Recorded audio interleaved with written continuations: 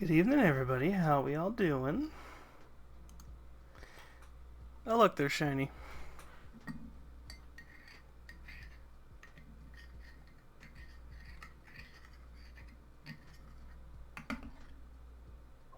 Oh, hi.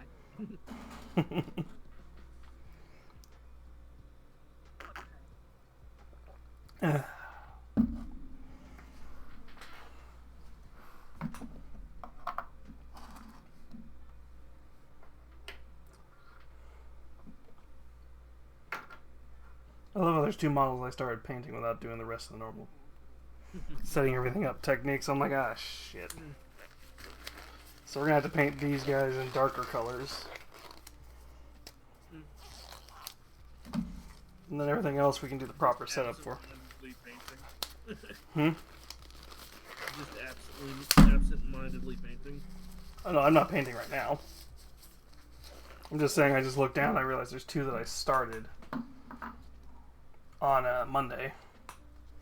But I'm like, I should have done the normal slap chop method so we could actually do like the skin tone and stuff.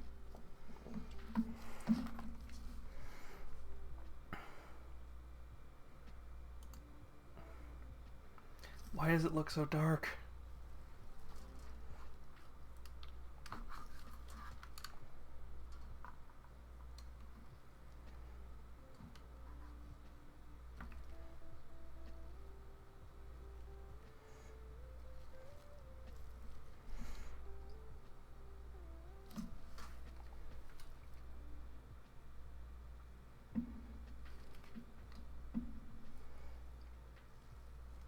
Okay, weird. Fine.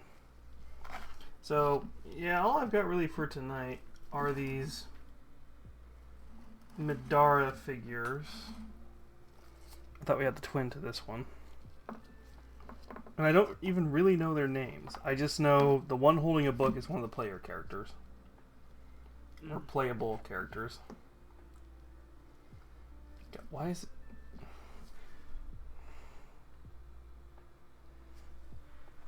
Why does my light feel off?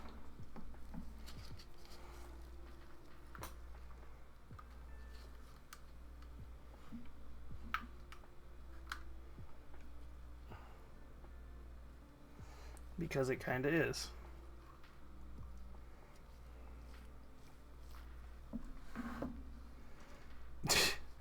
I need a new lamp. I keep saying I'm gonna get one and I keep forgetting to order it.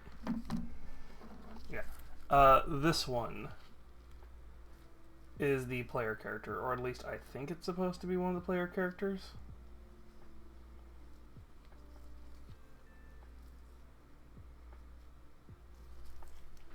But these are the two that we started painting, where we painted up their weapon. They are monsters, so we can get away with using non-human skin tones on them. Especially since they have 1, 2, 3, 4.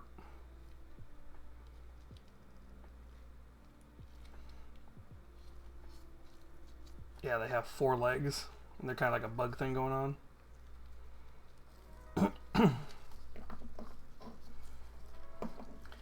I've got some sort of elemental creature. I could look up these cards and tell you what they are, but I think it's more fun just to kind of paint them up and see how close I was.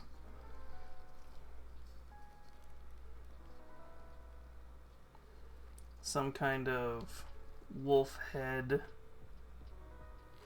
shadow creature.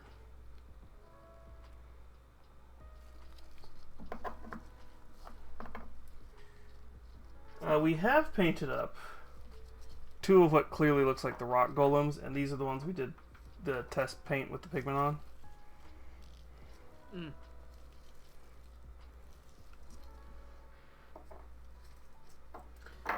We painted up what looks like 2 slime girls, which is why I painted them up as 2 different types of slime.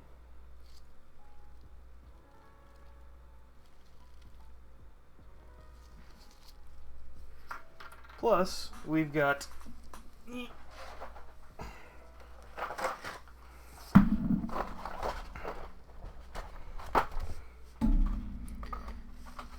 everything else in this box.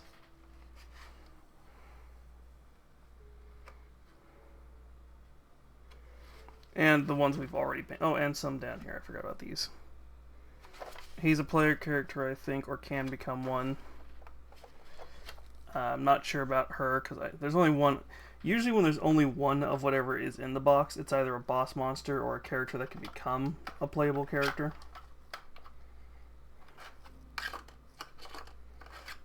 So, we have quite a few things to paint. And somehow I've got to turn this into a display case, so when I'm not playing the game, you can see all the minis painted. So, yeah. But wait, there's more, because I now have another box of minis we could paint that I have to get ready. One moment, because I should have pulled them out.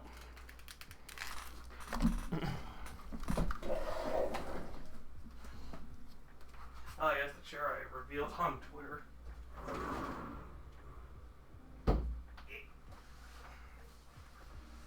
Oh, wait, sorry, there's 2.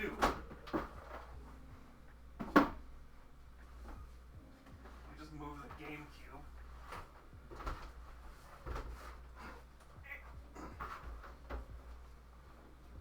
You should be down here anyway. I'll need you eventually.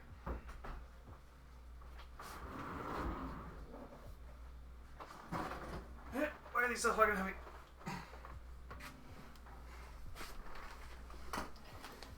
Alright. let's start with the more relevant one. Because the trailer for its movie just came out.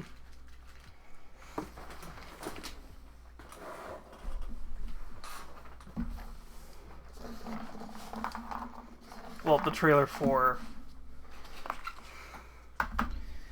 the game it's from came out.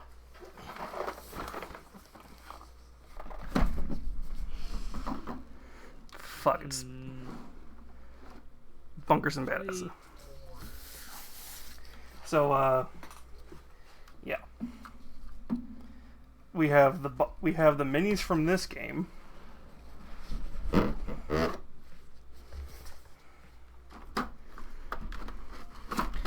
By the way, yes, this is literally everything you need to play the game in here. Oh, okay. Oh. Everything's got Tina's writing all over. Well, doctor goes swat swat swat swat. Oops, sorry.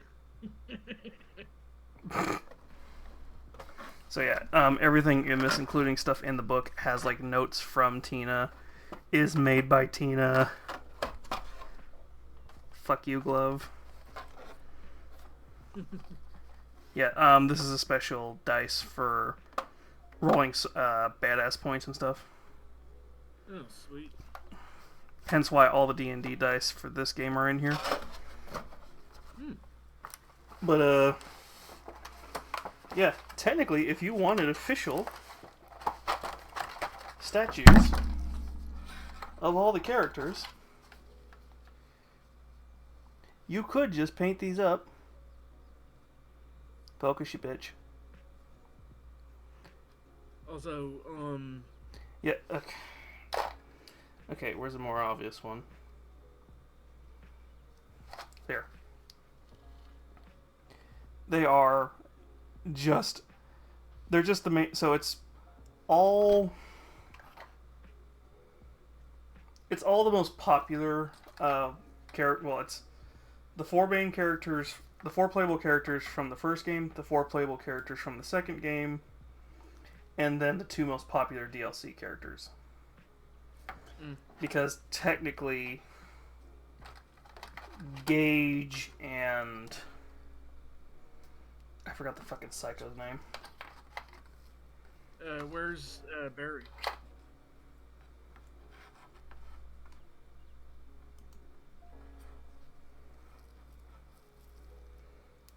Why are they both ripping on what? Fucking cheapo gloves. So we've got the Bunkers and Badasses option. I haven't even done. Yeah. What? Oh, okay, I was gonna say, never mind. You put her on screen.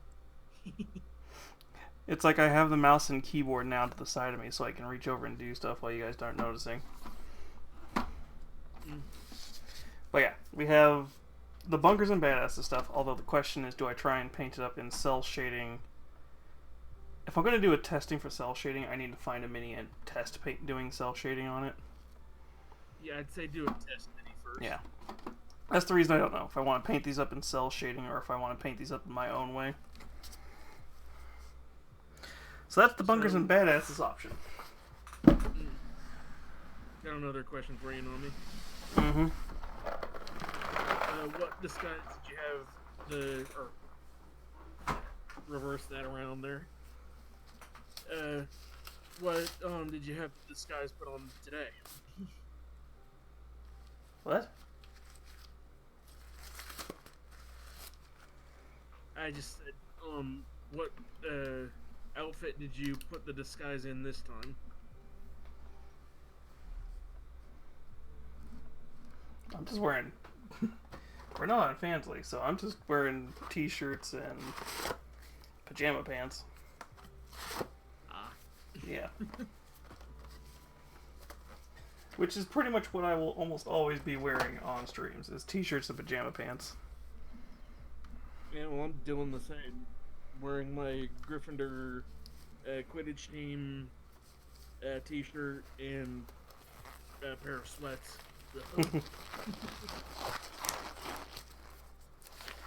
I swear I've gone through more Ow! glove. Ah! Charlie hurts my fingers. Oh, my fingers aren't supposed to move like that. Woo!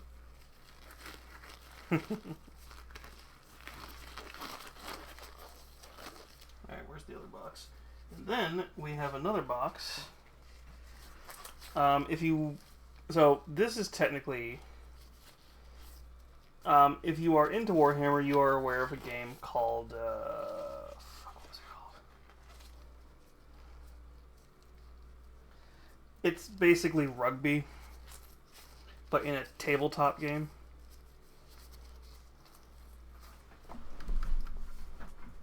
I forget the name. Blood Bowl. What? Platoon DLC's out.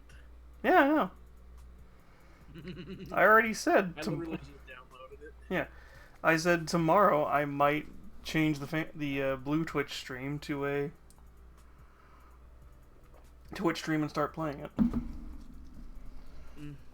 Yeah. So if you heard of Blood Bowl, Blood Bowl is basically rugby but in Age of Sigmar, so it's way more violent.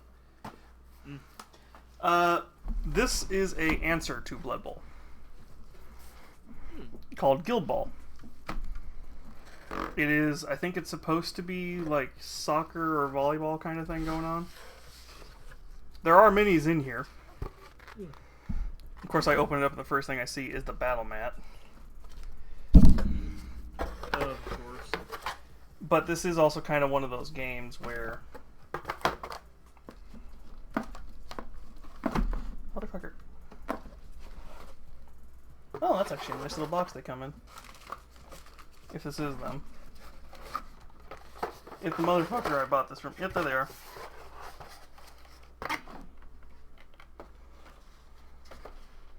So, we could also paint these up. Well, I would recommend doing like a tester mini to see how you're gonna do the cell shading on the. I don't have a tester model. That's the thing. Mm. I haven't been. I've been. I need to go to hardware store like Home Depot or somewhere and get some plywood and a couple of other things, so that I can make a bracket for my window, so I can hook up this vent thing I have, this new vent thing I have for the printer. As I'm looking around my table here to see if I have anything spare you can use for cell shading.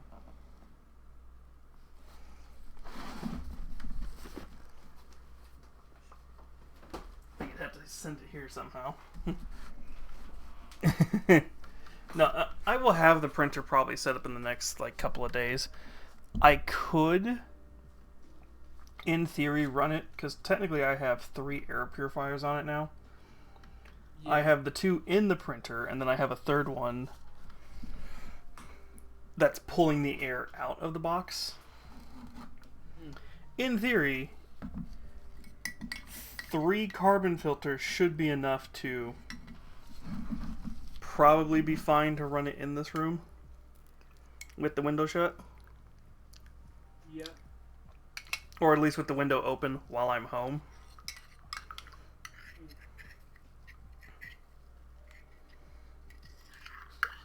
But if I want to be able to do like long prints where I'm not home, it's like a 10-hour print, I'm going to need to make this bracket sooner or later.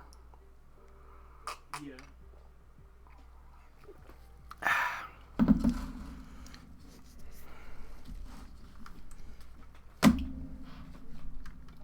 So that is kind of the problem, is my 20-minute long-winded way of saying, yeah, I don't really have anything to print at the moment. Because if the printer was working, we'd be printing either the Jiggly Sticks model, the Digital Dark Pinups model, I think that came out, because I think they just did a new variant of Jesse from Team Rocket. They did a version 2 of the Battle Nun. It's a different pose, so it looks less like the one that they almost got in trouble with.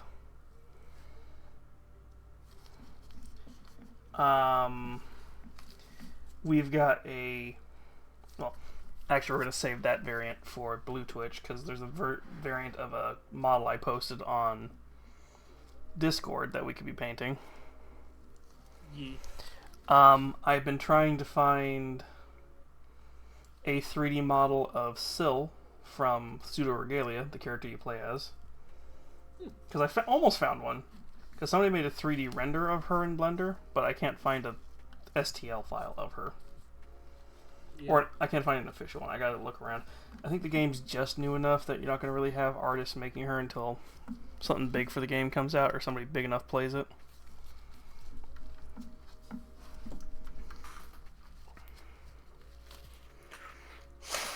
Oh, god damn it, Nami. What?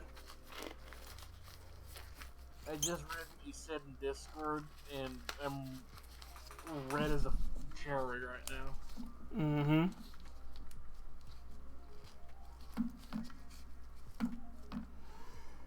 Alright, so let's see here. See, this is where I wish I had like a Gundam or something, because I could just, instead of like painting tonight, we could just turn it into doing a Gundam. Well, I'd say don't do the cell shading on one of the. Oh, Oh, I wasn't gonna do it tonight. If I was going to paint any of those models, I was painting them up as I wanted to do. Oh, okay. Like, I could paint them up without the cell shading on them. I could just paint them up as their normal variants without the cell shading. Mm. Oh, I forgot I need to shade. I have been staring at January on my calendar this entire time. Also, I'm looking forward to the finished version of that whip that you posted in Pillow Fort earlier. What? On the 19th.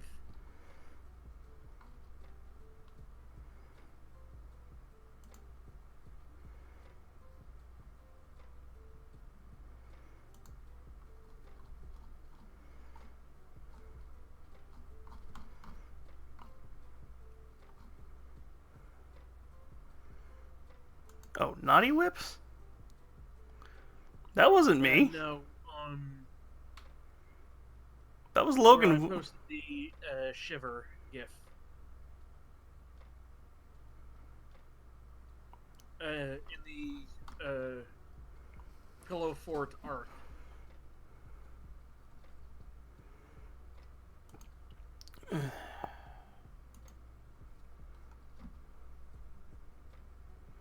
Oh. Just under the normal art share, under general chat. Oh, yeah, and the femboy. Yeah. I don't know when he's going to finish it, because it's a fan art, and with fan arts, it's like, when they're done, they're done. Yeah.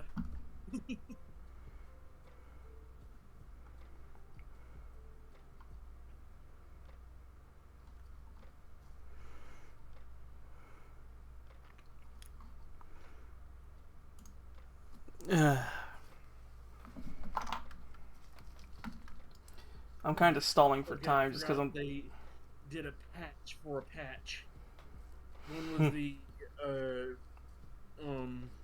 catalog change, and one was the actual DLC.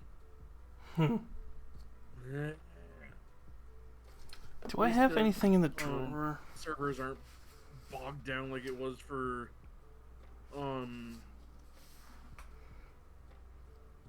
the Octo expansion. Mm-hmm. 1 second. Do I have anything in the drawer we could sacrifice to do some testing on the cell shading? Because I might have something in the drawer. I have a drawer of bits. Oh, I forgot about these. But we gotta prime them up. Oh? Dungeons and Doggos.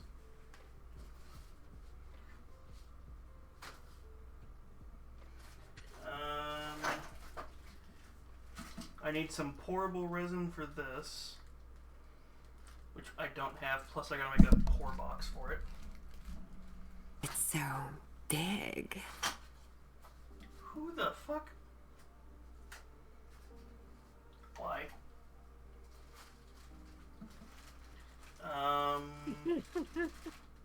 She's missing parts.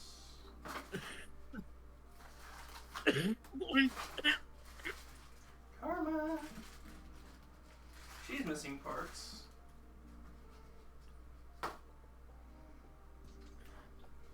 Oh. I have to be very careful about the secret weapon. This is the stupidest thing I own, because I have no way of using this shit properly. This isn't like, oh, it's crushed, it's like a white powder or something like that you would push on stuff. No, it's actual crushed glass. Which means I have to have, like... You're gonna need a respirator for that. Yeah, I need a fucking respirator, so I can't even open this shit and use it.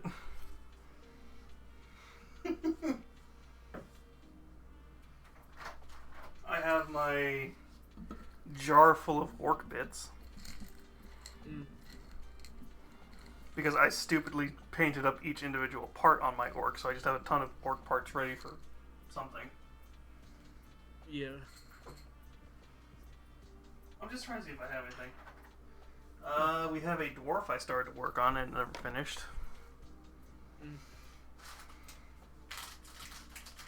Okay. My drawer is my pile. This drawer I'm looking at is my pile of shame.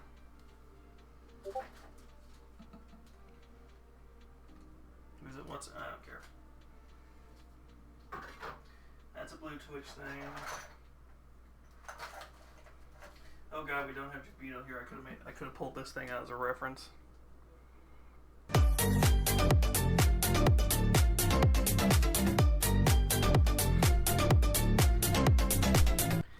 I swear to God, if it had been a crab, that would have been perfect timing, Lurka. But yes, it is exactly what you think it was.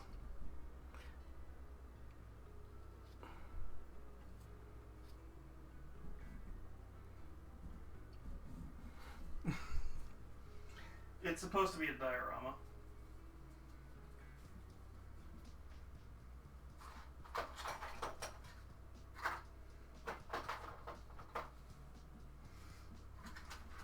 Oh God.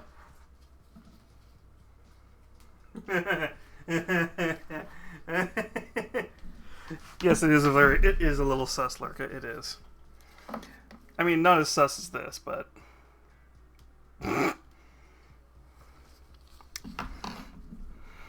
God, you can tell the history of my drawer pile how long I've not been painting shit. If I've got memes. To be fair, this actually is a really cool diorama because there's a... It looks like the spaceship from the base game. And there's a little dead body and like another head popping out of a grating.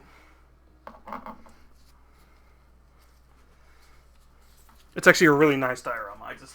I couldn't get all the parts to fit on my printer when I got it.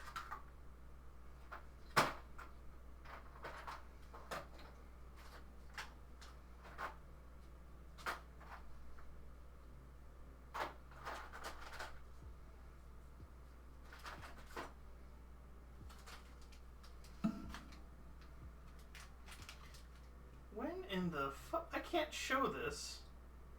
I can show it tomorrow. If we do a Blue Twitch stream. I just found a fucking hilarious necklace that I will have to take a picture of that. And post that.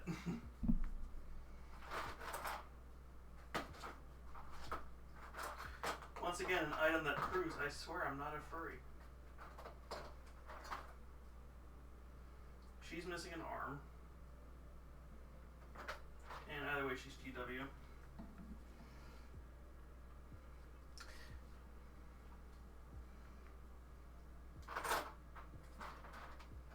Abdominus Nox. The fuck you say, little shit?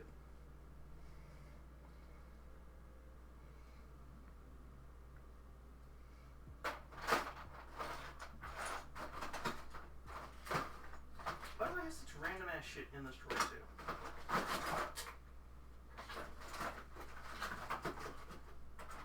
I got like terrain pieces, I've got fancy X-Acto knife.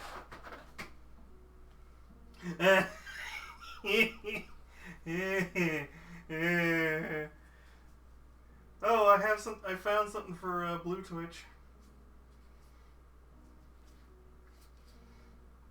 I found something for Blue Twitch. I can't show anything other than the shit. Okay. We have something for next week. This is literally all I can show. Yes, it is Velma. I cannot show anything else. All I can tell you is there is something behind her.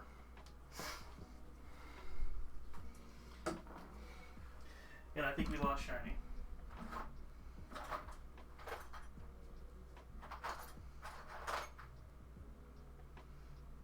Realized I was muted that entire time when I was talking.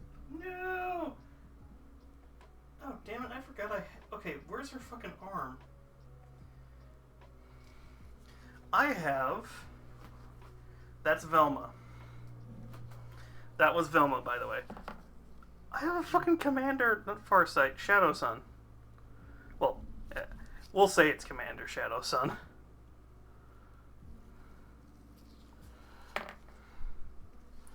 I have 2 dwarves, apparently, that I started work on.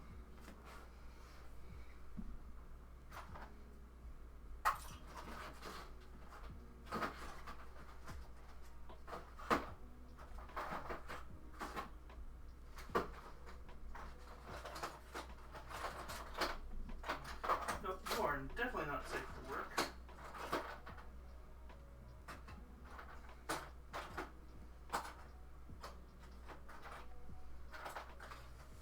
I thought I found that gun too.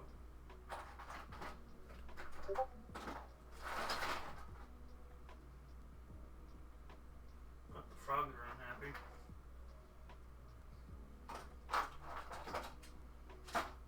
I hear a bunch of frogs outside my window right now.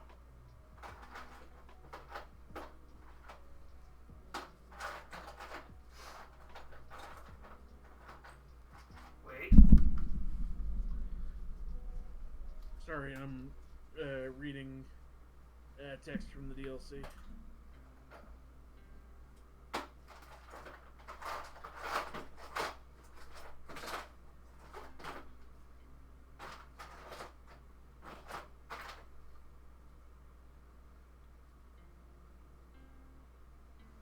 Oh, I have a tiny little gobbo we could paint.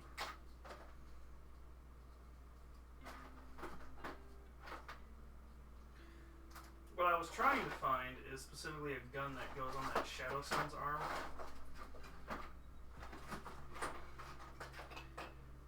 I think we painted a variant of her before.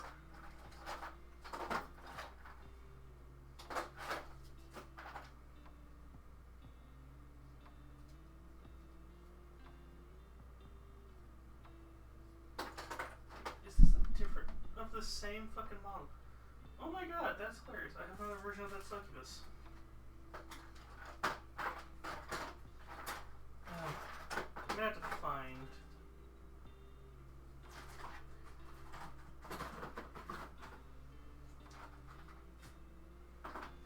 See, the problem is, she has a very distinct gun, and I don't see it in here. Piss me off now that I don't see it.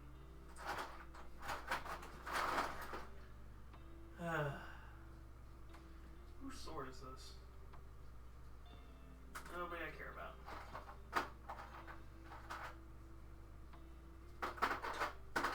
Alright, fuck it.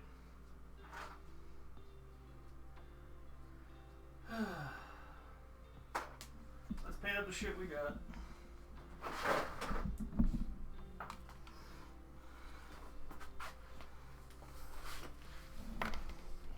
But first I saw a message on Discord. I need to read it. Oh, okay. Oh.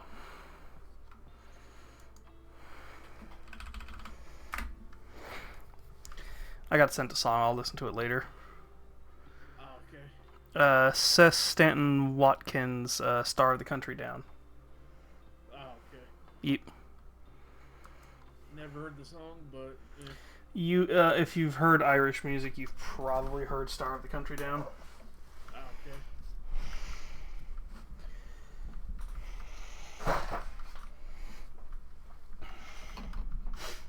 I just haven't heard that version of it. Or I might have. Like I said, we got close to finishing this Anka. I could literally finish her right now. I just have to fix up the yellow paint on her face and stuff. Yeah. We just don't have her base. And it wouldn't hurt maybe doing another cover of the matte white on her outfit. Alright, here. I don't have her base, but we can at least get her going. Yeah.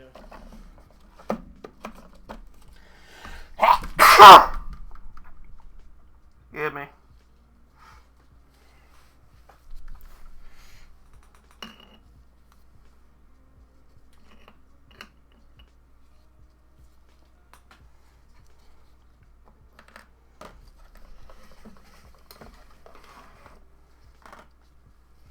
Let me make a poll.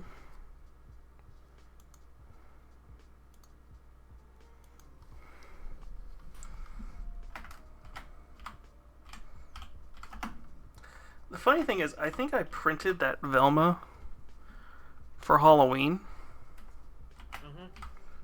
and we just never got to her for some reason.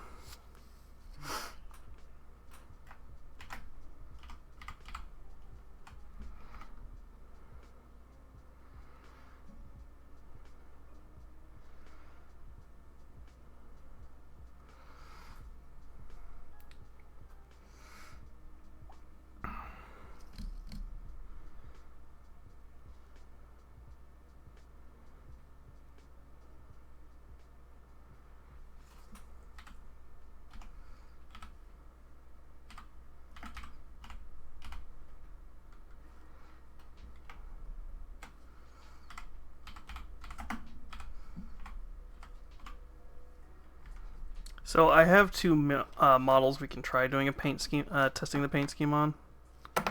Yeah. We've got two different dwarves. So I just need to look up like what cell shading looks like, and we can try doing it on one of these two. Yeah, sure. May as well. But like I said, I'm going to do a test paint. And let's see here, what's the fourth option going to be?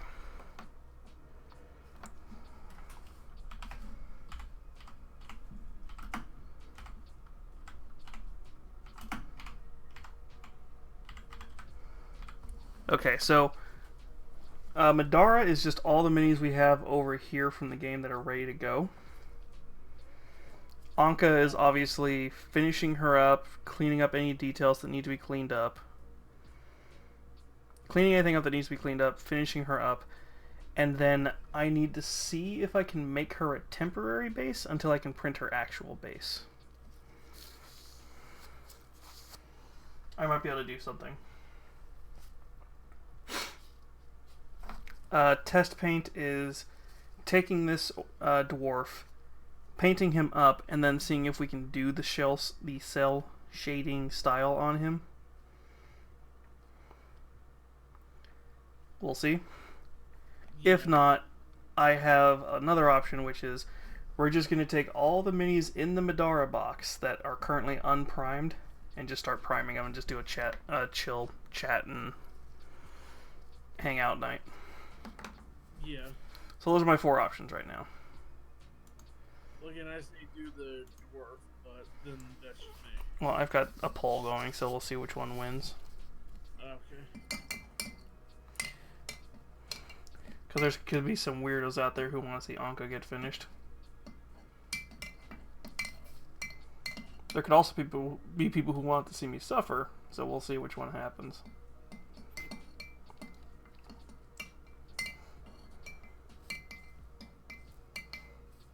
Of course, I think there's only 2 viewers, so I'm pretty sure only one person's going to vote, if they vote at all.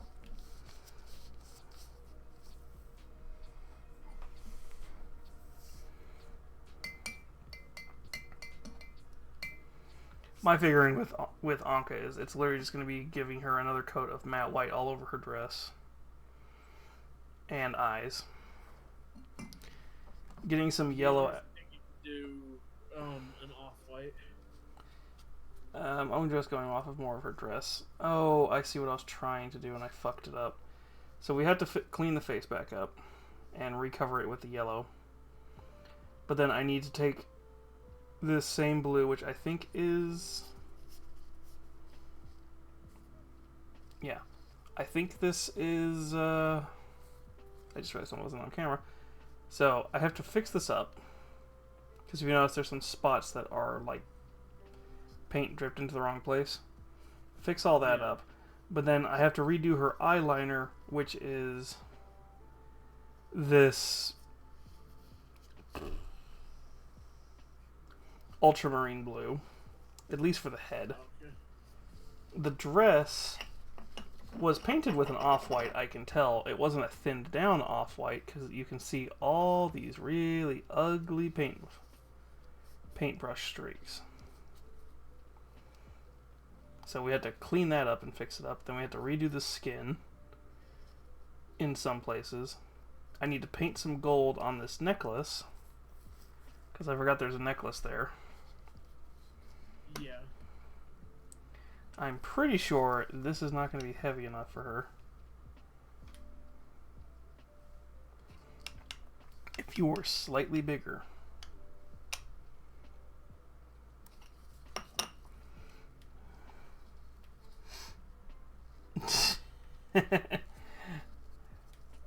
See, the funny thing is, somebody heard Hear Me Suffer and they assumed what Hear Me Suffer was priming the backlog. Because I just saw it get voted on, and I know exactly which one of you fuckers did it.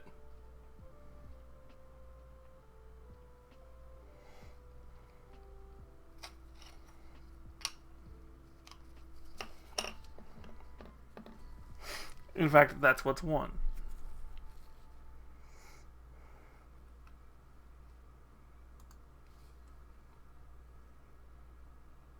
Yeah, prime some backlog. To be fair, the priming part's not going to take forever. If we really wanted to, we could prime the backlog, and then we'll probably still have time tonight. We'll see. Because I don't have work tomorrow, as far as I know. Let me make sure the fuckers did. As far as you know. Well, I'm checking my schedule in case the fuckers changed it on me without warning. Yeah.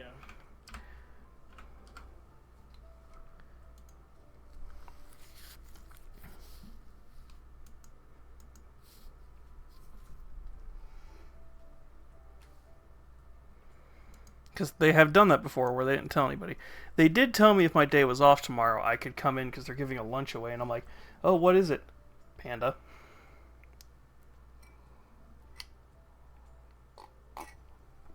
I'm like, listen, if I wanted Panda Express, I will go and get Panda Express. I'm not coming in for Panda Express. Yeah.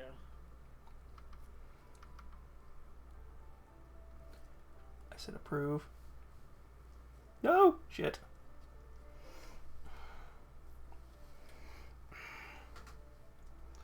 You motherfucker. I'm not taking another glove off. I'm not ruining another glove.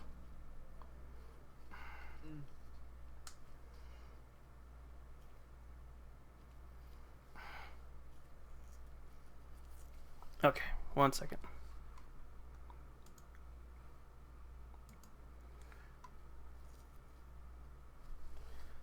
I hit approve.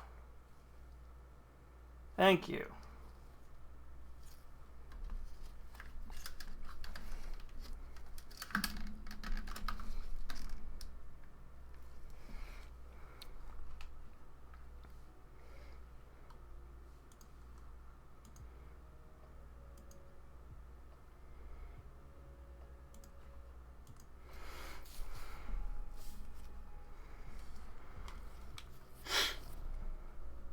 That was my foot on a box, if you heard anything. I think I only heard it, but I was just like, if anybody heard that, that was my foot. Yeah.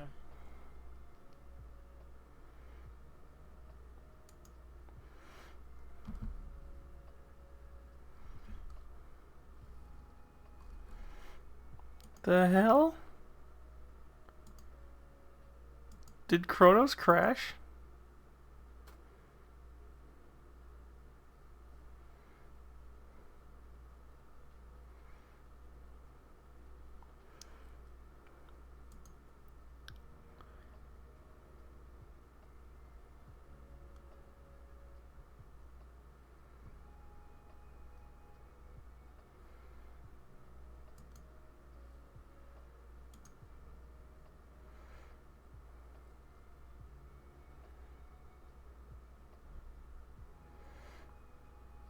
The hell?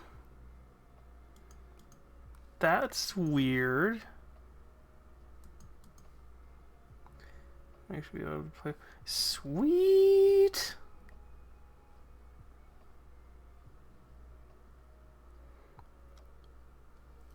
Why is it failing? You know, I know it. I know my schedule says it's supposed to be off. If I get called tomorrow, I'm like, my schedule said I was supposed to be off tomorrow. Yeah. If you fuckers changed it without telling me, I'll check it again before I go to bed. Yeah. Because I do actually have to change something that I just did today. So.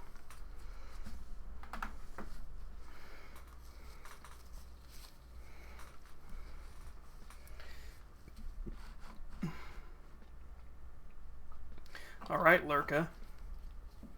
You voted for it.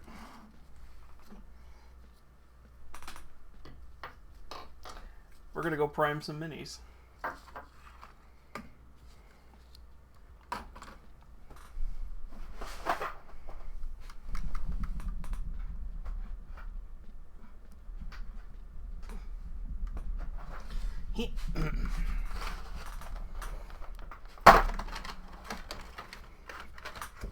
Because I have a perfect thing for priming backlog of.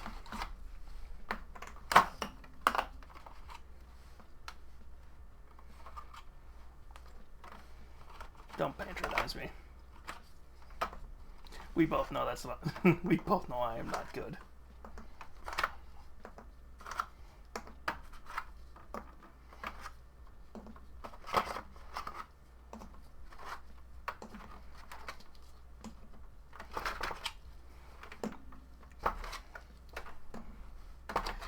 This wasn't the punishment. This wasn't the thing that was going to make me suffer.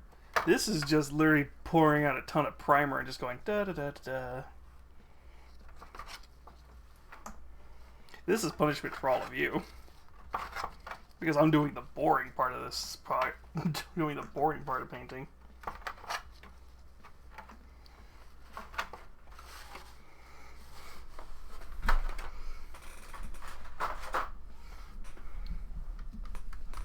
Would you like to change your vote now?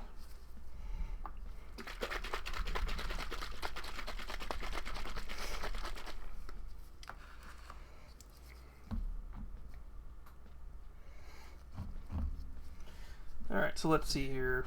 Player character. Player character. The rest of these are just monsters. Although, I think one of these can become a player character too. I do know the Mother of Monsters chick thing, whatever it is, succubus thing.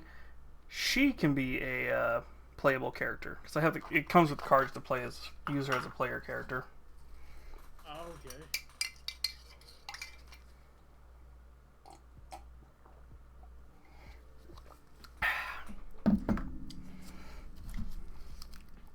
I just really didn't feel like grabbing the box right now to show it off. I'm just like, if you remember me painting it, that. Yeah.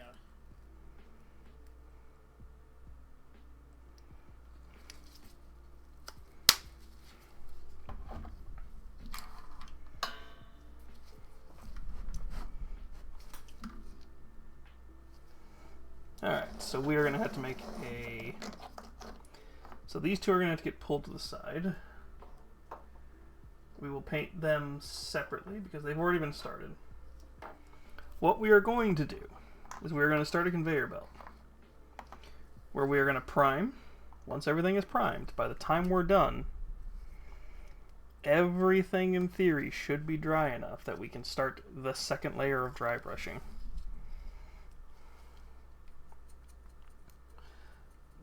Although the main problem is this primer takes like fucking hours to dry proper. So, we'll see.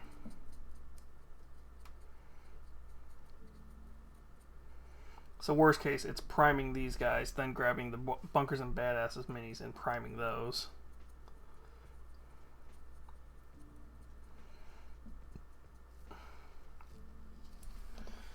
But as I've said with Madara, though it does have a very fun game, I do feel these minis are meant to be like proxies for different creatures in D&D. Or whatever game you're going to use them in. Yeah. This kind of feels like one of those games where it's like you buy the minis, you buy the box and all this stuff with the excuse of using them in a game, but we all know you're going to probably just repurpose them for D&D or something.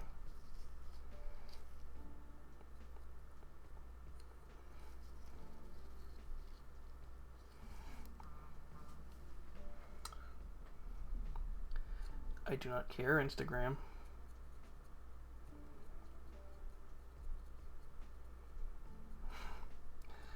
I love how collectively, that just reminded me, how collectively websites will try and change their name. Like Facebook tried to change their name to Meta.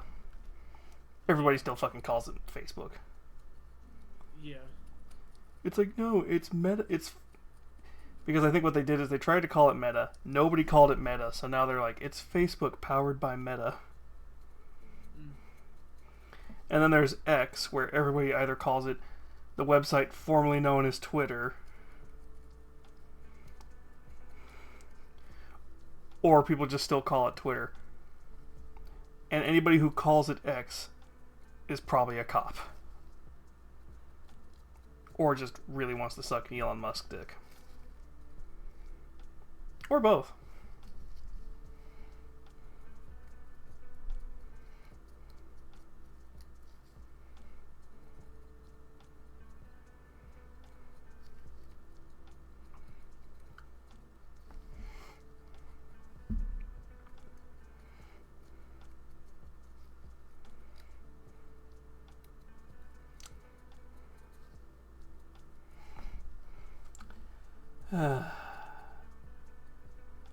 So how's the DLC? Because I can tell you're really focused on it. So far, so good. I fully expect the choke on the final boss. Everybody choked on the final boss in the Octo expansion. It would not surprise me. Although I can already fucking tell you what's probably going to be an obvious twist. This is all in Marina's head, and that green Octoling that's helping you is her saved self. I'm just curious, why would it be Deadfish then? I don't know. My best guess is maybe Deadfish is like a name she performs under or something. That's entirely possible. Because here's the thing. It's called the Tower of Order. I'm like, oh.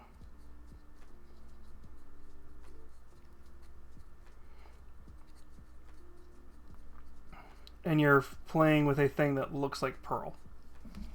Yeah. Makes sense. Yeah. It's all in her head. If it's not, I'm going to be surprised.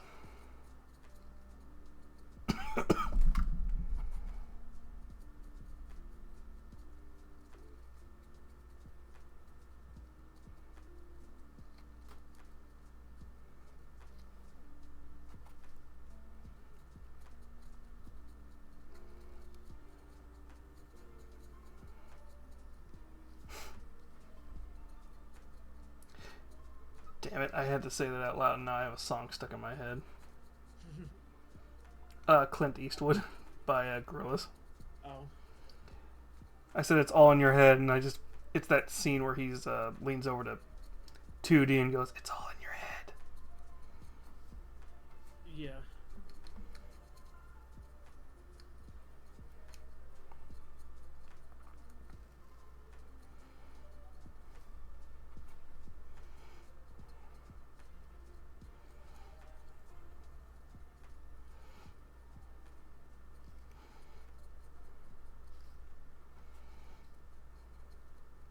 Speaking of your gorillas, I found I love how people are I don't know if they're rediscovering the band or if the band just had like an album or something come out again and I just wasn't aware of it.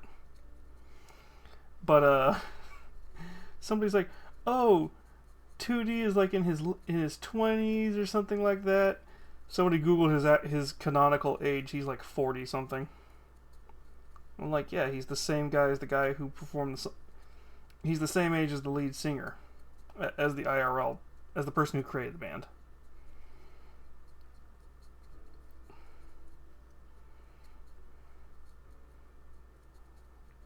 The guy who sings the woohoo part in Song Tooth by Blur. Night, oh my.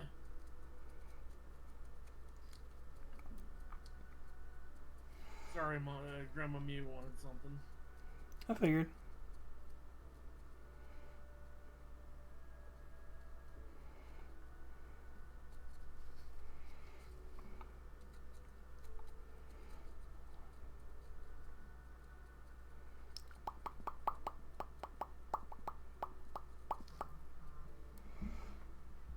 Motherfucker, unless you're texting me telling me I won $10 million, stop fucking texting me.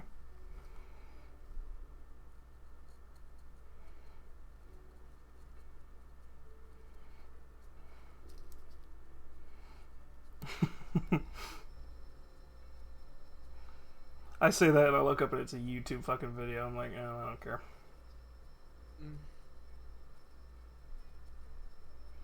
Like I said, I need to finally get the DSLR set up. Yeah. What I need to do is I need to test if this camo software will recognize it as a webcam.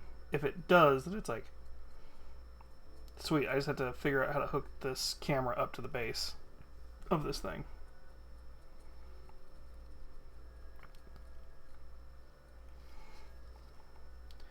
And then I have to remember to turn off autofocus because for some reason my camera is nice enough to have that.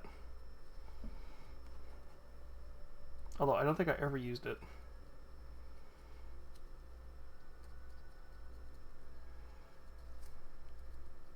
Oh no, I have.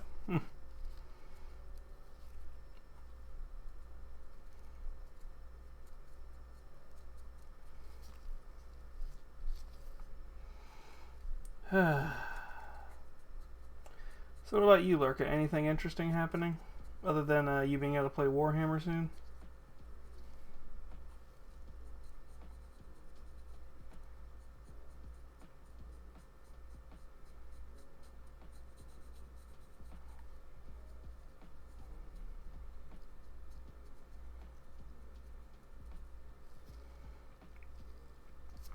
Also, what did I say out of context to make you clip yesterday? Shiny. I don't remember off the top of my head. I watched it and I'm like, what was I saying to make you clip it? Or doing?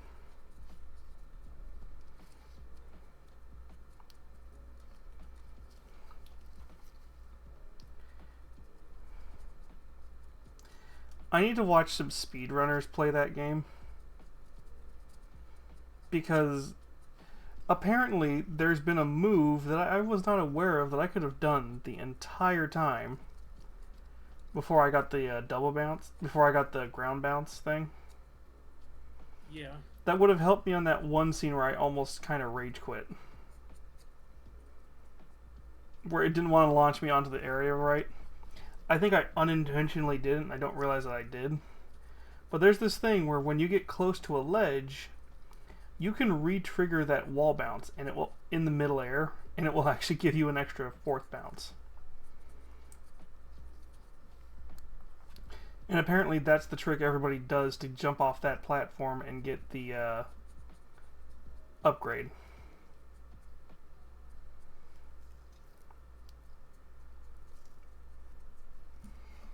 So I'm just like, well, shit. Okay, apparently I just never knew.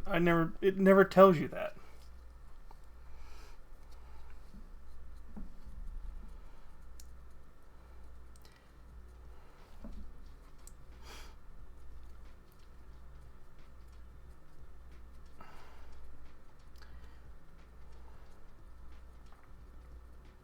Also, there is plans of adding a map to the game soon. A physical map. Oh yeah. So that'll probably change the entire way the game works. What I'm hoping it is it's a map you have to discover.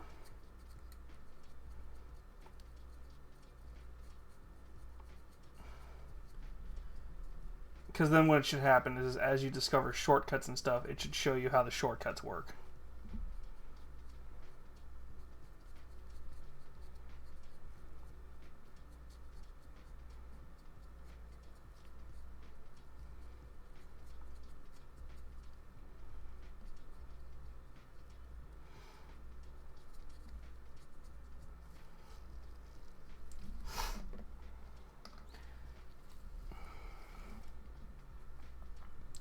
Also, a lot of people want it ported to like the Switch or something, which I think the game just came out like a couple months ago, so we'll see.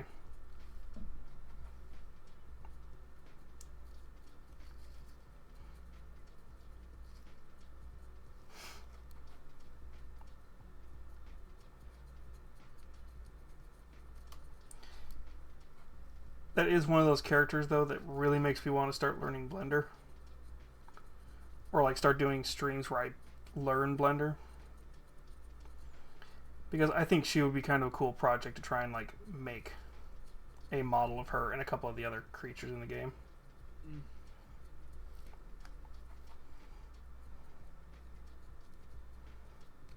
Wait, was that... Oh, you sneaky game. Oh no, Splatoon being a trolly game? No. I thought what I just did, I just one-run the DLC. Mm-hmm. Yeah, no. That was just the intro. Ah.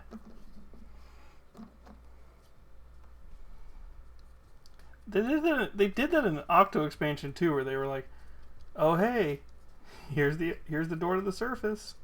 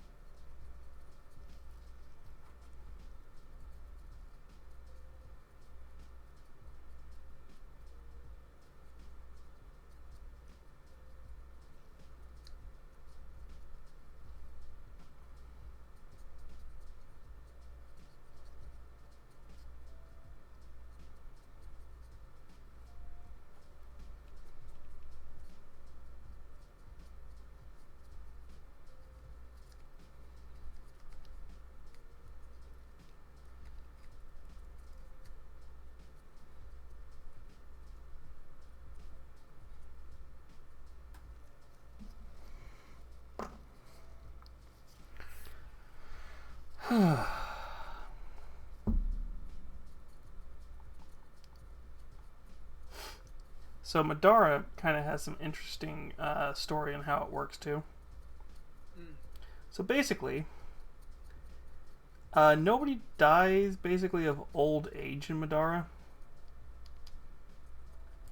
But what happened is at some point, their world and our world connected.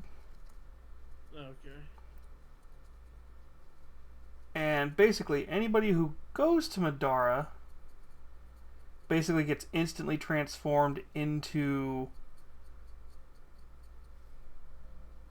something, into basically their, what you can almost call their true self, or their like Madara self.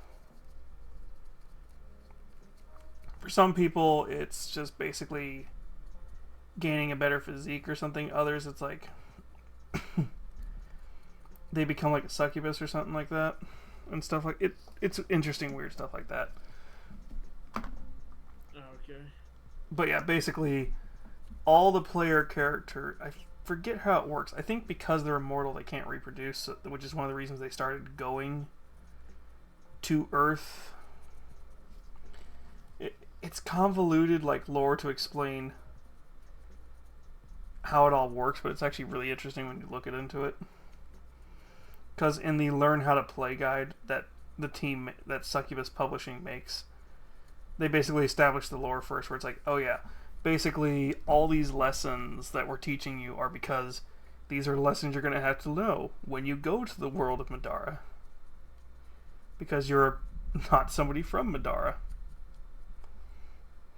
Is how they're trading it into context-wise.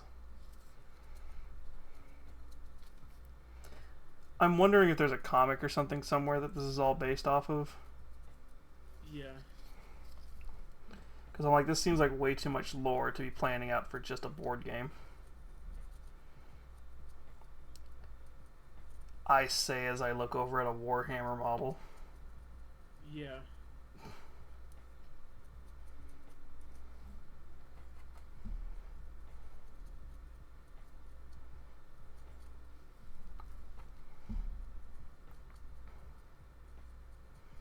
Who's the good guy in Warhammer? Nobody. Who's the bad guy in Warhammer? Everybody.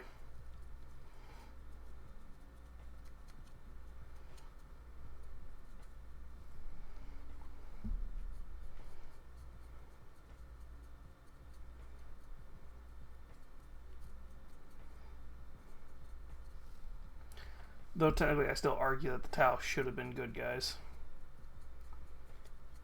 Because that's kind of the problem with Grimdark. I think we've had this discussion before. You have to have an anchor point, or else the Grimdark just kind of gets excessive.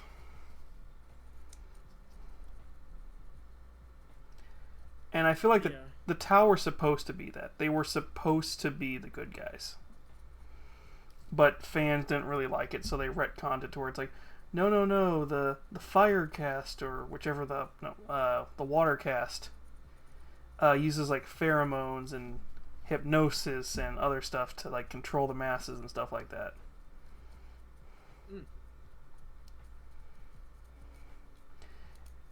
Technically, you still kind of get the good guy. You could technically say, of all characters, Farsight might be the only good guy. Yeah. Commander Farsight basically realized how fucked up the Tau were, realized everybody else was fucked up. He's just kind of... He's still praising the greater good as, like, a thing, but he's like, no. I want the actual greater good, which is where everybody is truly equal and everybody actually has a chance at survival. Oh, by the way, I have this fucking chaos-made sword that's keeping me alive, but keeps trying to whisper secrets to make me fall to chaos, but I keep just beating the shit out of it so it doesn't do it anymore. Okay. So if you ever look at Commander Farsight's model, which I could pull it up in a second. Let me just prime this one up real quick and we can take a few seconds to let this all dry. Some of this stuff dry a little. The sword his mech is holding is this sword that was definitely made by Chaos. Most likely it was made by fucking Zinj. Yeah. Because I think the sword like tries to whisper secrets and shit to him. Yeah.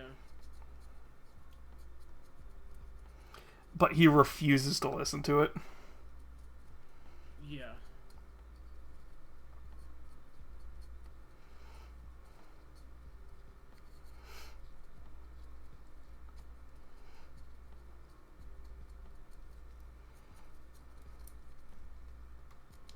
Hence why I jokingly said, yeah, he beats the living shit out of this sword.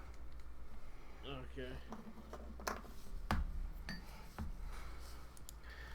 Alright, let me bring up Commander Farsight.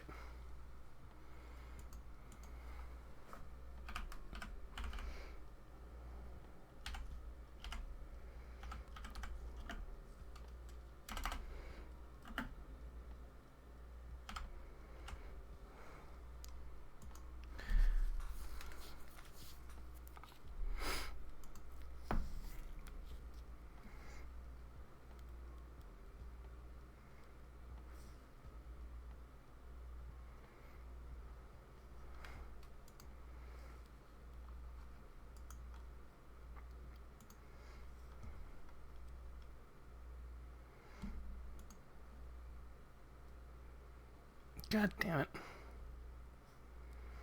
Why? Why do you always have to do that WebMP?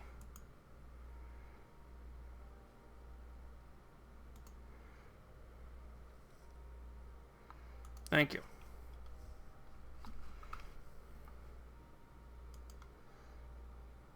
Image. Image 3. Browse.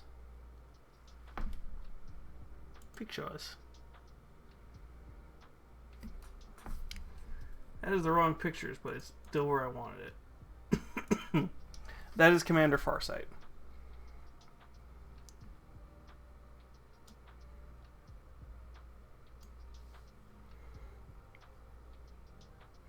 That sword he is holding is some chaos weapon.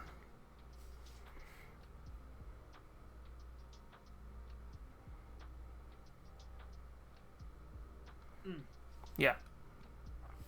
He is one of the reasons I want to make a Tal army eventually, or at least like a get started kit. Yeah.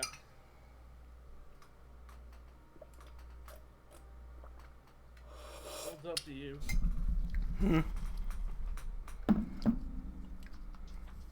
Say it again. I said it's up to you. I know. Well, so I don't mind doing like the get started boxes for like armies, because then it just gives me an opportunity to be like, oh yeah, I have this army or I have this army, but I could also sell them at any time if I have to and not feel bad about it. Yeah. My Necrons are technically someone else's, but I'm allowed to paint them and display them.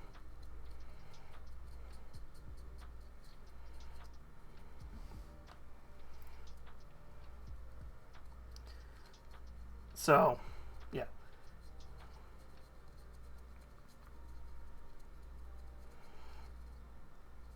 And because I collect Warhammer, I'm slowly building that army up for this person, so they're going to have this badass army. If they ever want to play Warhammer. Yeah. If not, it's like, I've got a ton of Necrons.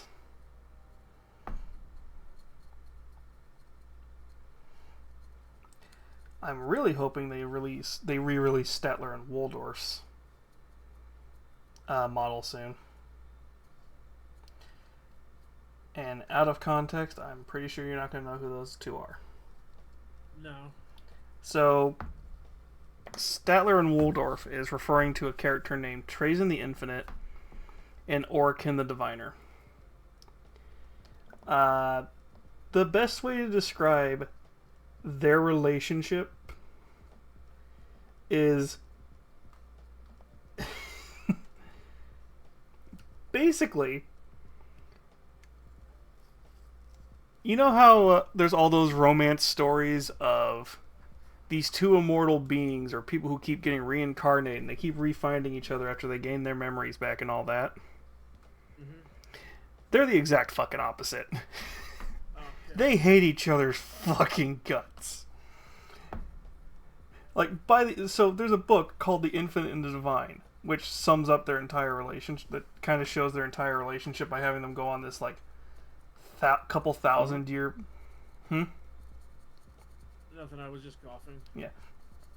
This book has them go on this couple thousand year trip, where basically they're both trying to get this thing that's on this planet, and they have to wait for this timer to happen.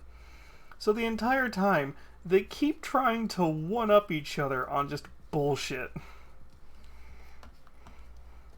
And it just gets more and more out of hand until basically they both get stuck in this fight where they both realize, oh shit, we got trolled by this one other character, and go, oh fuck, we gotta actually work together for once. And instead of becoming best friends, they just learn to hate each other in different ways. It's like, I have a newfound respect for you, but fuck you. As do you, friend. Fuck you also. Trazen the Infinite. He believes that the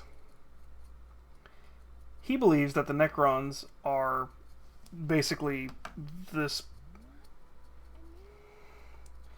He basically is just like, okay, our race is immortal. We are so technologically advanced, even with our shit that's broken, we could just destroy the entire universe if we choose to. We just don't, because we can't all get along in the Necron dynasties.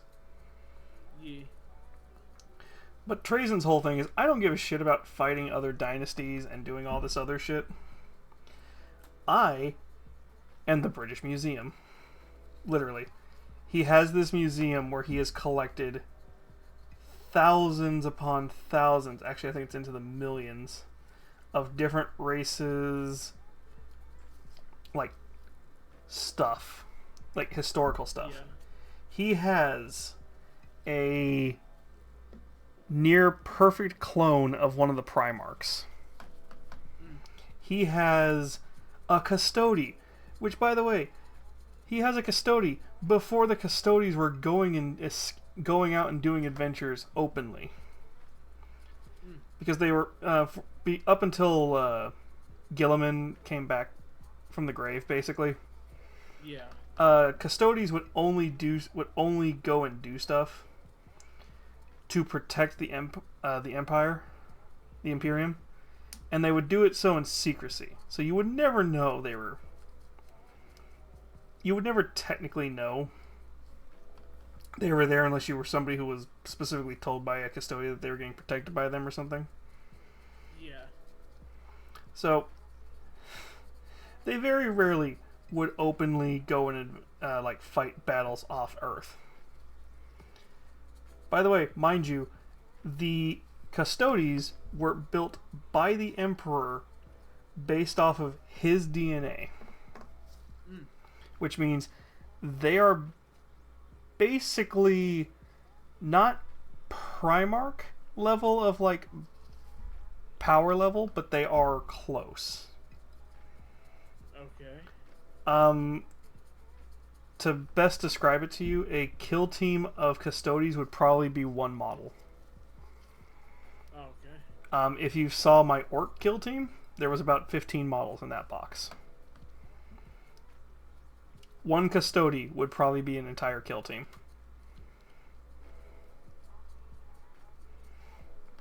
To be fair, for game mechanics, they would probably do 2 or 3.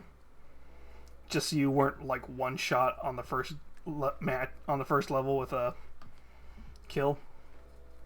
Mm-hmm. But yeah, Custodies, realistically, a kill team would just be one of them. They were hand selected by the Emperor, or kind of a mixture of, they were hand selected, but also a lot of them were like nobles and royalties kids, and other people who swore fealty to the Emperor. They were basically vassals that were given to him. These guys were trained to be the best of the best. They have the best tech, they have the best armor. they have the best training, and they also technically have the best gene seed.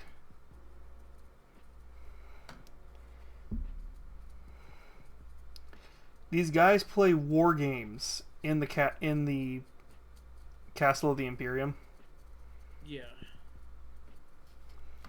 to basically try and get better at attempting to assassinate the Emperor so that it becomes fucking harder for somebody else to do it. Yeah. So every year or so, or I think actually all the time basically, they have what's called the war games going on where everyone is either trying to protect the Emperor or break into the throne room to assassinate him. And I think they've gotten to the point where it's almost impossible to do it unless you are a custodian.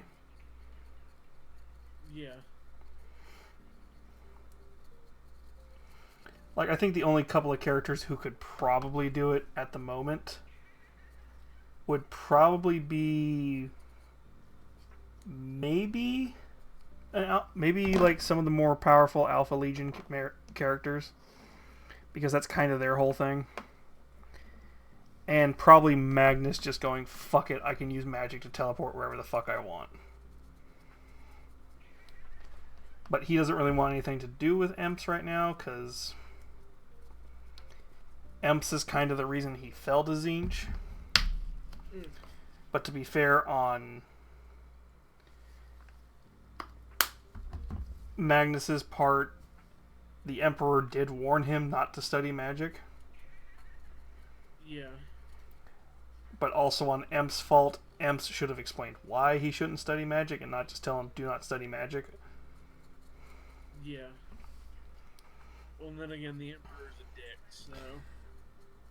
This is the weird part. The Emperor's a dick, but he's one of those dicks where it's like, he'll back up why he's a dick with he'll back up why he's such a horrible person by showing you what would happen if he wasn't doing the horrible shit he was doing. And like half the time he's right. It's like, listen, in the universe where literally there is only war and everyone is trying to kill each other, I am trying to establish order. Yes, I am a fascist dictator. But guess what? Has the Imperium fallen apart under my reign? No. To be fair, when he died, all of that kind of got proven wrong. Because you have to remember, it's like, how are we keeping the Imperium going? Ah, yes, a single gun is more expensive than a human life.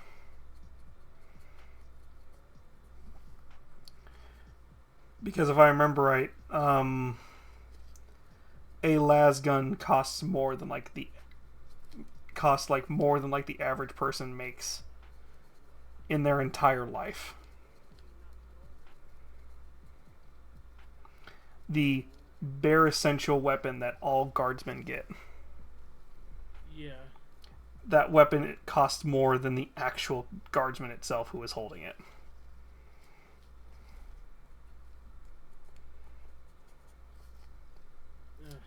So stupid. DLC? No, I'm responding to you. Yeah.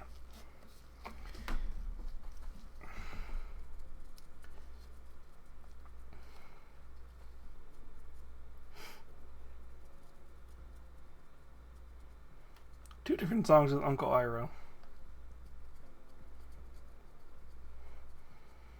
Yeah. I know there's, I can't remember the name of the song, but it's not a Uncle Iroh song. Well, no, there's on my Spotify list, which I'm not sure if anybody can actually hear it. There was one song that had Uncle Iroh talking, like doing his whole, like basically it's the speech where he talks about like how all the elements are connected, and if you do not balance them, it's like it just creates chaos. Yeah.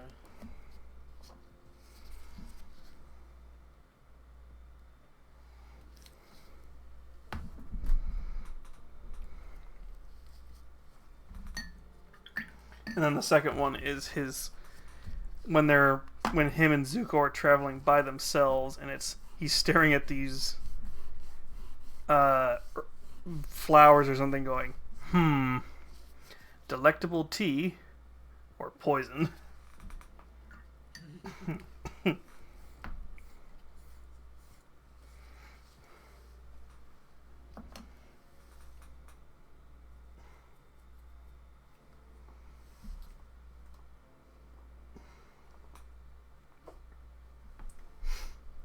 And of course, I think that's the same episode where Zuko complains. It's like, why is it all you care about is tea? And Iroh has that whole his whole breakdown of like tea is so important sort of deal.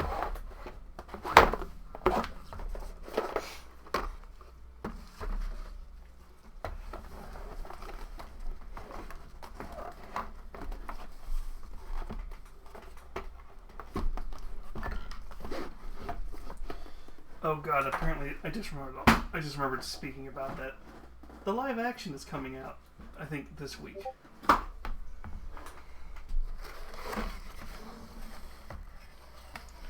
I think we're going to do half the team. We're going to do one team first, prime them up, figuring out their paint scheme, and then we'll figure out the opposing team's paint scheme for the guild ball. Okay. Because the problem is they're clear. Well, actually, no. We'll just not paint the bottom of the bases. That'll tell me which one's which.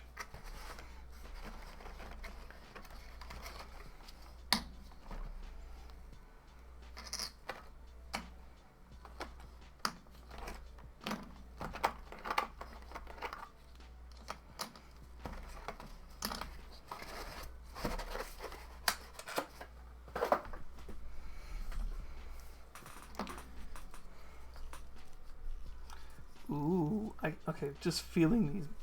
So this is once again a fun thing about the difference between just different models. This is made out of a completely different plastic than these ones.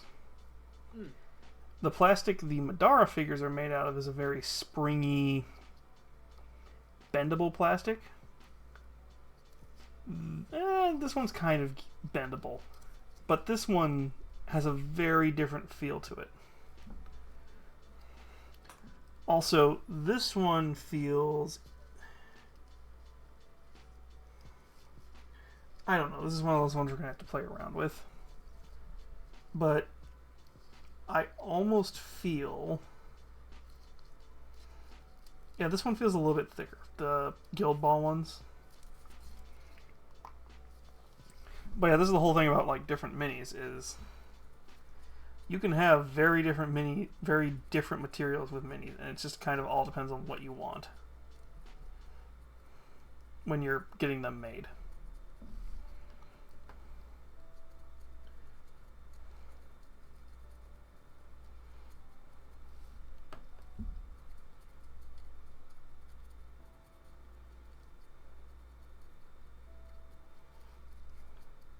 Once again, this is another box where I'm going to have to make a display case for this so that you can see all the characters while keeping the box separate from while keeping the game stuff separate.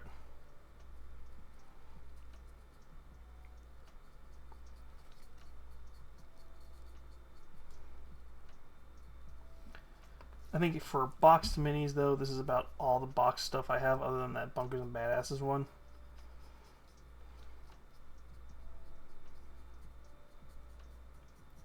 Yeah.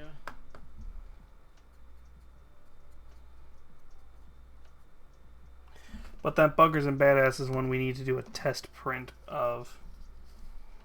We need to do a test paint of some other model doing similar to the Borderlands paint scheme, which I think is cell shading. I gotta check.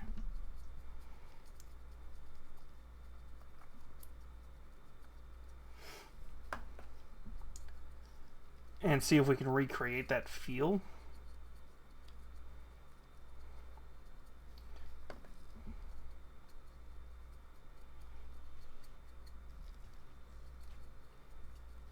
I I think it's just really when it comes to painting that way, it's just a really heavy edge highlight in different areas.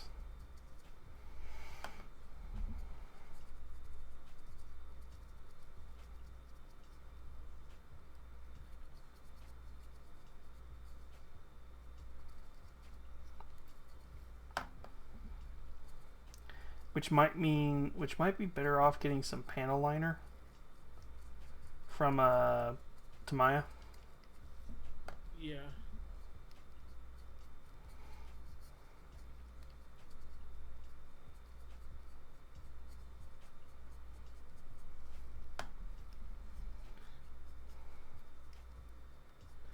What I need to do is I need to see how people painted up their Bunkers and Badasses models, and that'll probably tell me the best way to go about it. To be fair, I don't know how many people paid for the $100 box versus the book itself.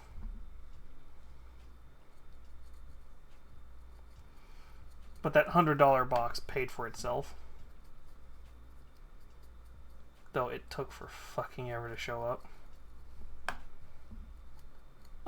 That is the one thing I will complain about with Bunkers and Badasses.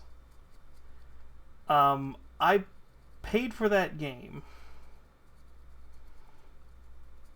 They didn't tell anybody this when you were paying for this game. But basically, when you were paying for it, you were pre-ordering it, which we all kind of knew. We didn't realize when we were pre-ordering it, it was like Kickstarter, where they didn't have shit ready at all. Like, they didn't even have, like, the book fully written out. So, I had to wait almost a year and a half for that game to come out, for that box to show up. To be fair, though, when I got it, everything in there is great.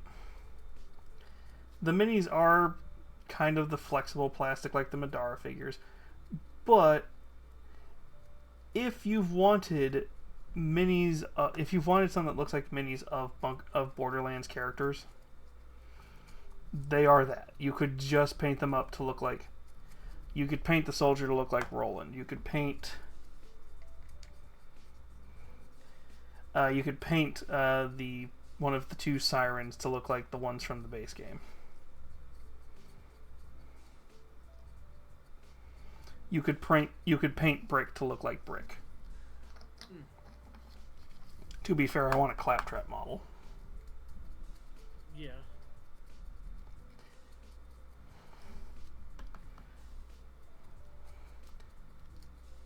I will say this. How did you see the trailer yet? No, I haven't. So, Jack Black is going to be Claptrap. To which point, I don't mind that. I do wish they got the original Claptrap voice actor.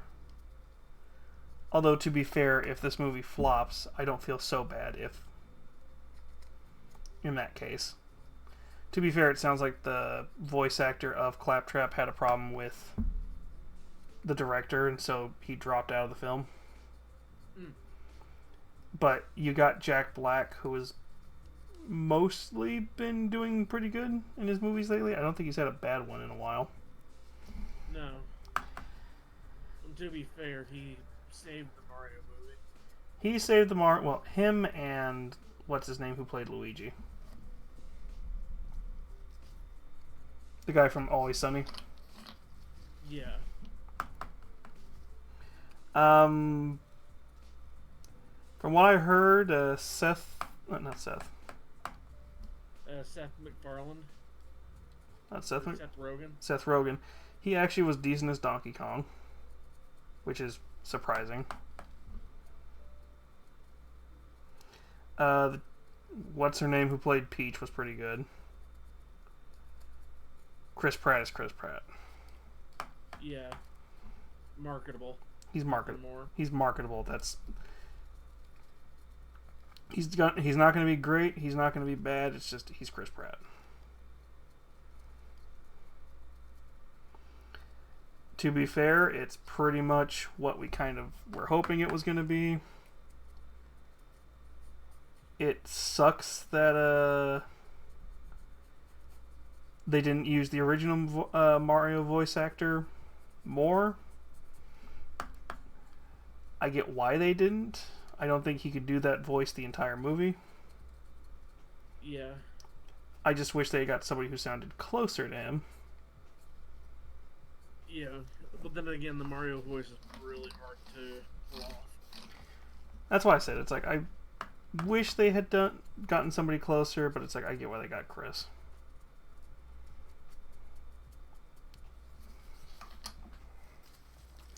To be fair, what I would have preferred is getting an actual voice actor to do it.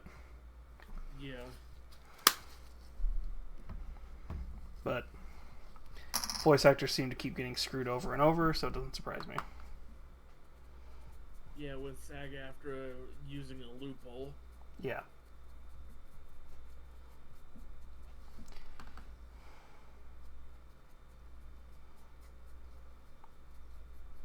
To be fair, everybody saw that coming. Like, anybody surprised by that, I'm just like... Anybody who was actually surprised by that when it happened, I'm just like, this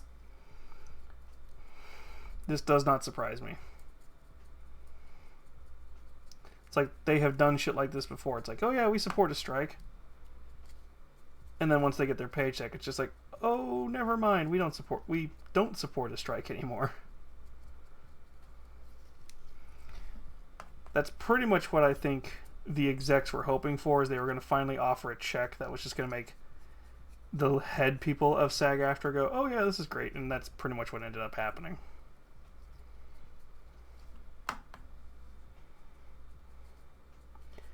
Because that was the main problem everybody complained about when they did make this deal, is it's just like, hey, this deal doesn't actually like acknowledge any of the shit we were striking over.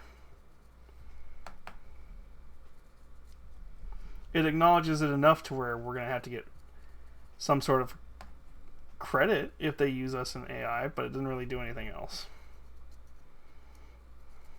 So, does not surprise me whatsoever.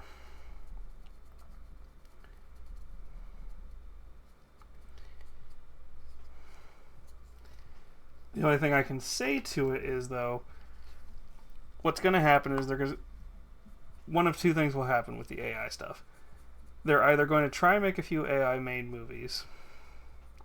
They're going to flop, and executives are going to bounce back going, oh, we always knew it was a bad idea, we just wanted to play around with it and see what would happen. Or they're just going to quietly stop using it. Which is the more likely thing.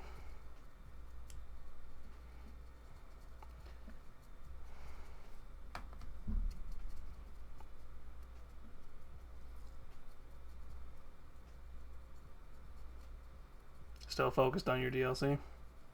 Yep.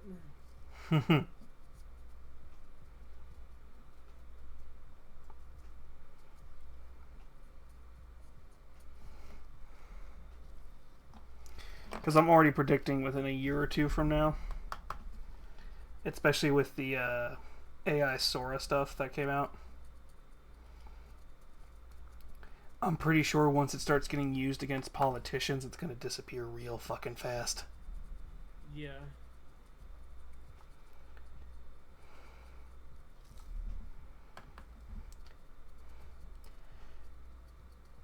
Because, like, the image generators were already bad enough, especially with the IRL stuff.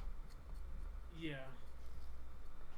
I'm just like, these videos are going to get used to do some horrible shit. And one of two things is going to happen. Either AI Sora is going to have to make it to where whenever a video is generated through their software, a watermark is put on the video to show that it's made by AI. Or it's just going to force it to get outright banned. Yeah. If the AI Sora guys were smart... Which, here's the problem, they're going to do it, and then they're basically going to show how easy it is to get rid of the watermark. Which means everyone's going to figure out how to get rid of the watermark.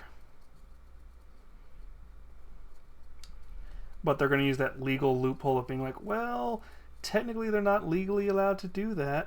It's like, yeah, but you did nothing to actually prevent it.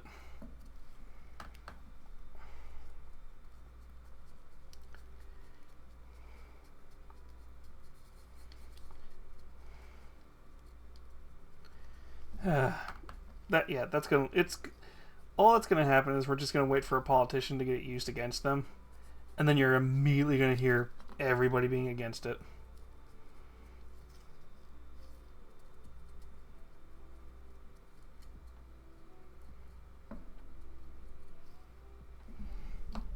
It depends on which politician, actually. Yeah.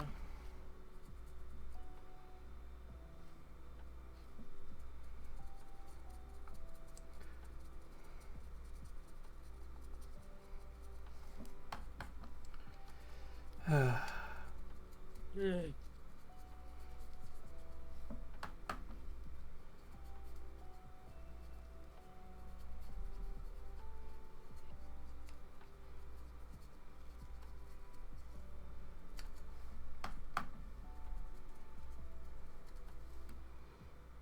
Oh wow, we almost made it to 9 o'clock by just doing priming. Yeah. To be fair, I said I'm trying to prime as much as I can so that by the time the initial stuff is dry, the initial stuff we start is dry, we can start taking our time dry brushing the next layer on. Yeah.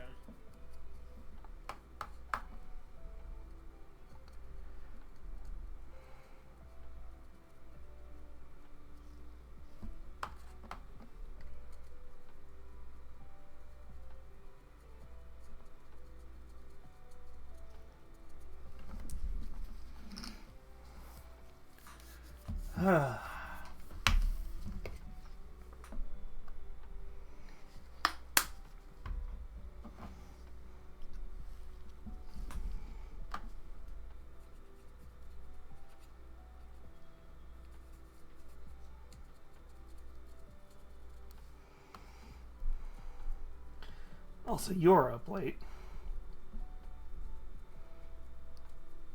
I just realized.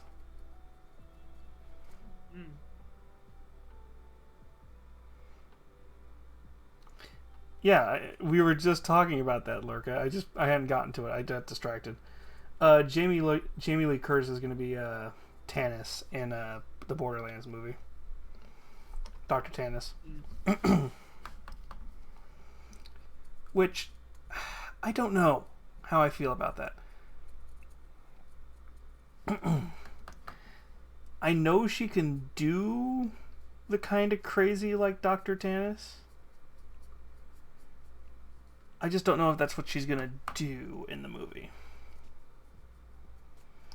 Because you gotta remember, Tannis was like the last sane person from the first colony on Pandora before it became a hellscape that it is.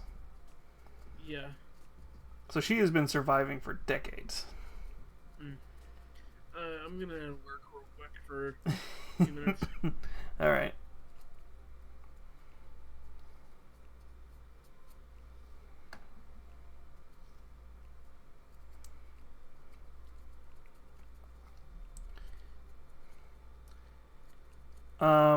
Yeah.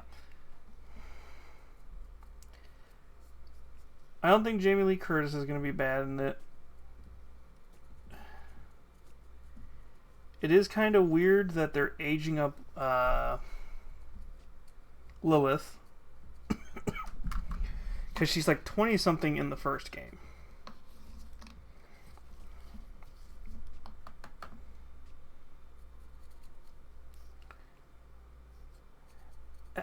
Pandora was always a hell world. But the thing is, when Tannis and the first researchers got there, it was more like Space Australia, where just all the animal life wanted to kill you. They just weren't aware of the alien shit until they found it, and then it was just like, they weren't aware of the ancient alien shit at first. They just thought they just found the iridium first. Actually, no, it wasn't a hell site until... It wasn't that bad until they started discovering iridium, and then shit got worse. shit got bad. If I remember right.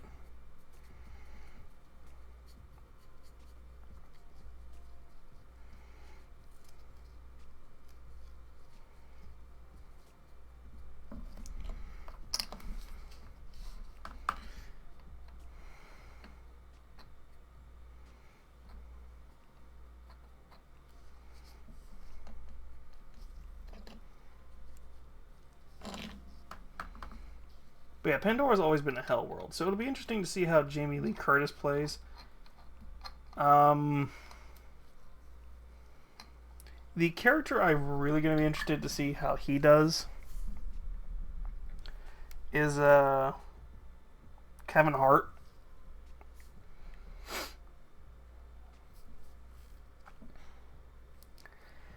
Because this is one of those times where, from what I've seen in the trailer, I don't think he's going to be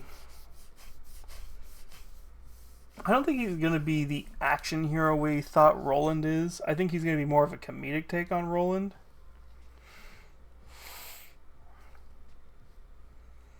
Which kind of works. It's just going to be, are him and Tiny Tina going to be a father and daughter like thing? Or are they going to switch that with Lilith and her?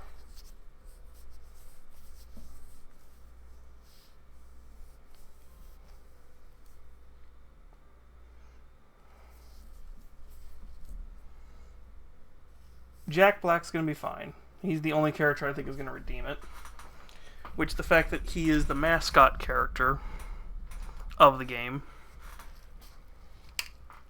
I think he'll be fine.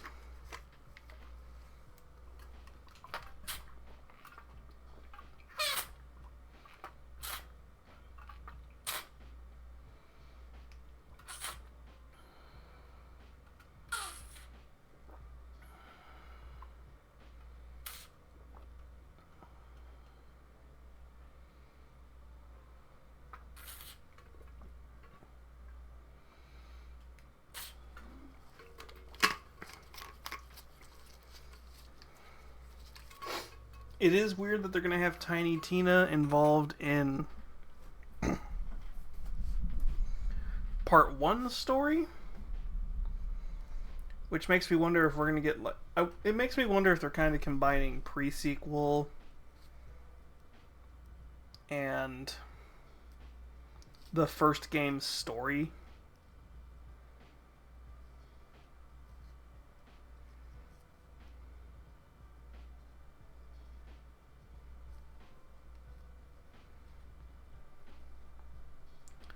Though there's also another part of me that wonders if this was a script that was born as a spec script for a different movie. And then somebody went, wait, this sounds a lot like Borderlands. We should probably make this into a Borderlands movie.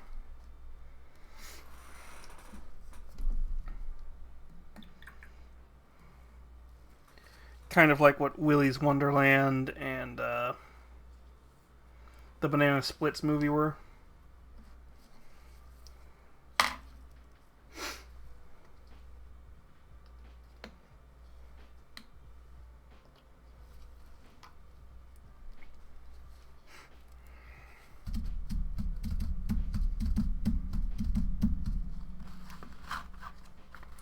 Although I do say, to be fair, with Willy's Wonderland, that is enough of a different concept. I could almost say it just has similarities to Five Nights at Freddy's.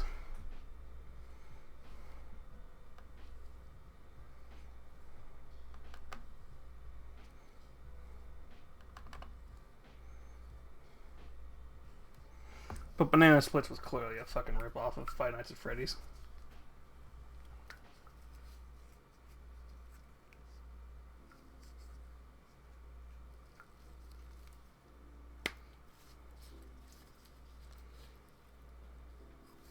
Oh, do we have a paint ASMR? I think we do. I'll save it for later.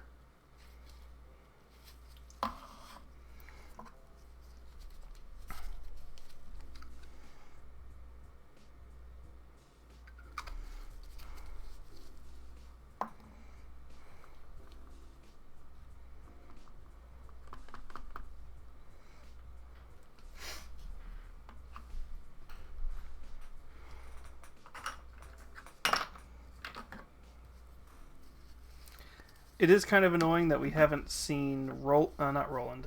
We didn't see Brick or Mordecai, but we're getting Krieg, I think was his name, the psycho.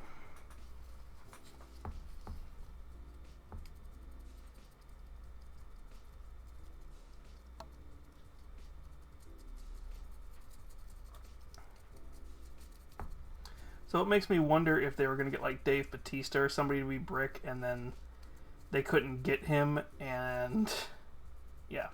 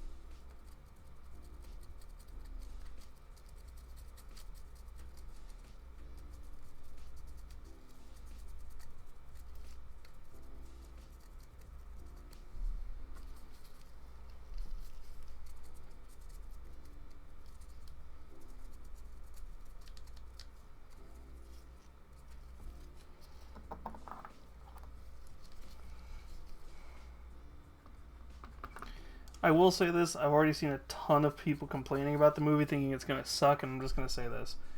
We all thought the same thing about Mario. We all thought the same thing about Sonic.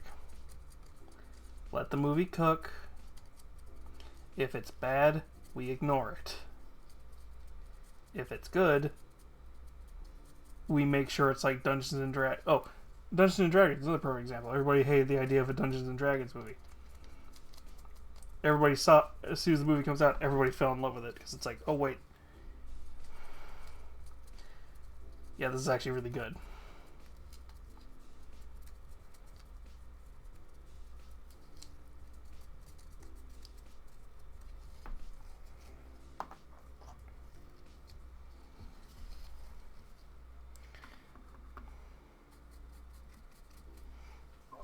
You gotta go, Nami. I had a feeling. Get your rest.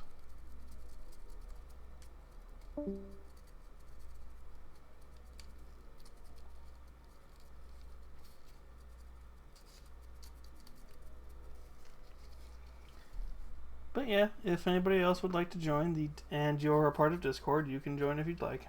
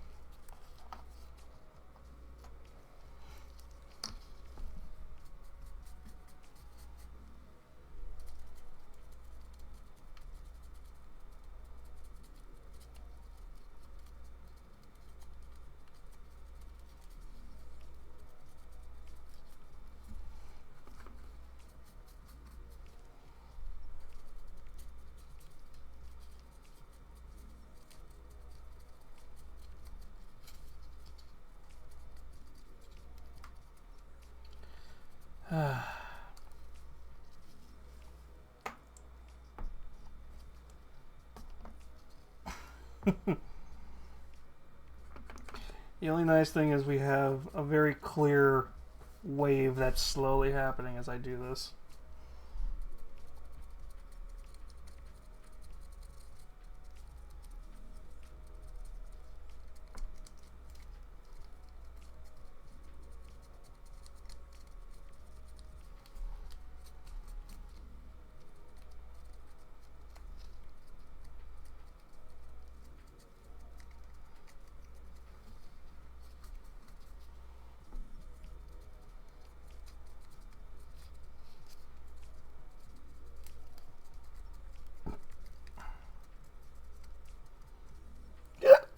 Oh god.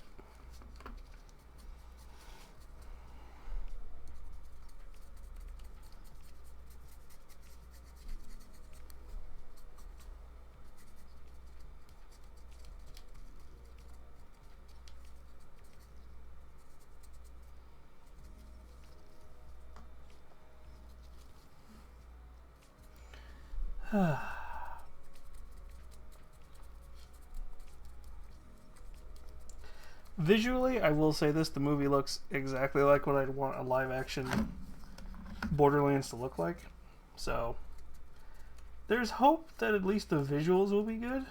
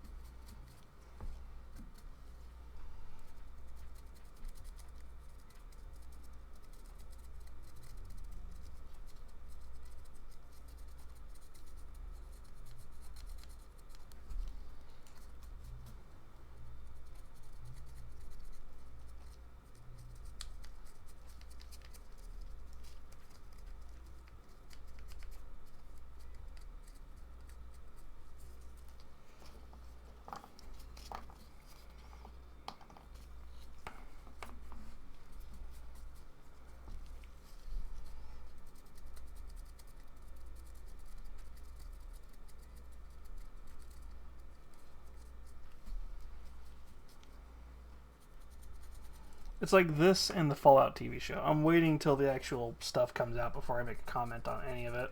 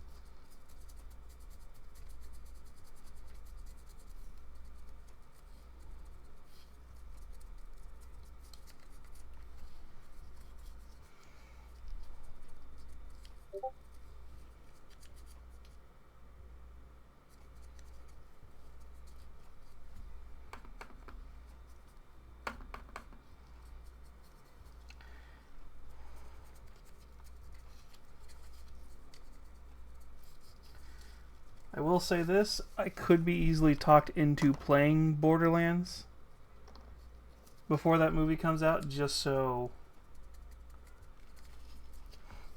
we have an excuse to play it before the movie comes out.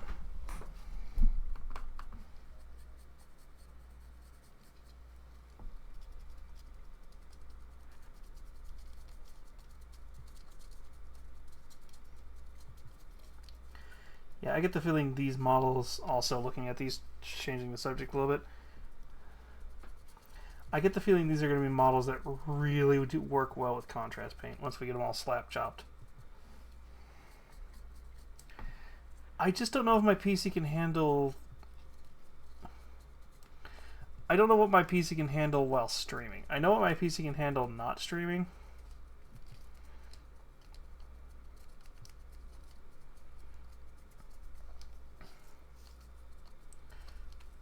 Like, you remember how I'll talk about how, like, you remember when I was trying to play that one horror game called Dagon?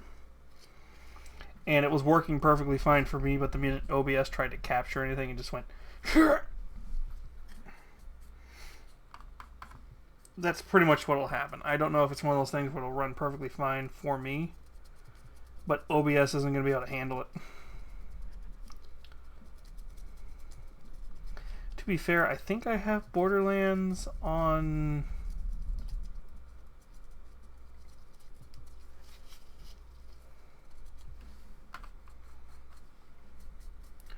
I think I have it on my newer Xbox. Or at least I have access to it on my newer Xbox.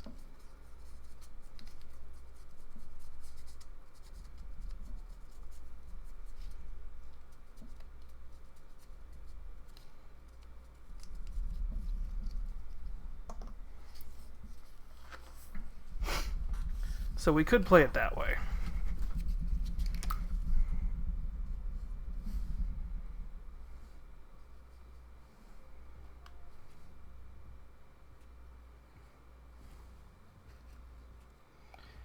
Well, we could at least play the first game. I know the first game you can play pretty much single player.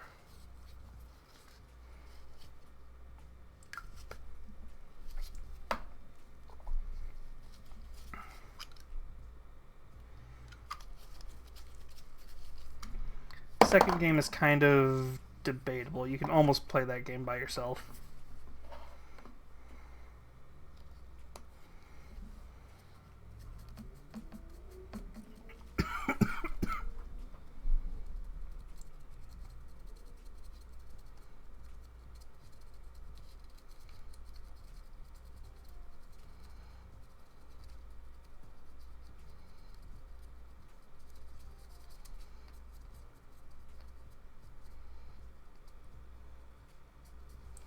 Yeah, these are definitely those kind of models that are going to work better with the slap chop method.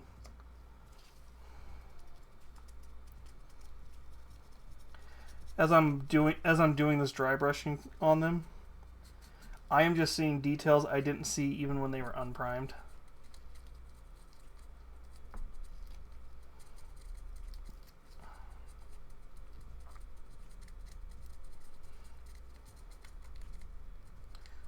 So slap chop and then contrast paints and speed paints are probably going to be the best way to go for these models.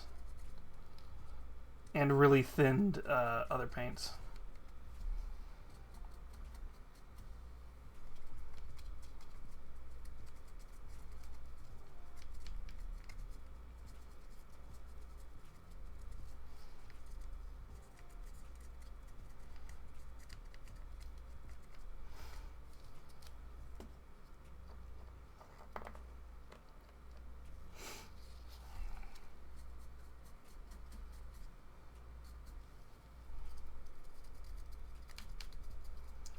To be fair, I've got a large-ass backlog of stuff we need to play. Especially once I can get the emulator for the GameCube. Sorry, the upgraded GameCube. Yeah, fuck it, I don't care. It's an emulator chip.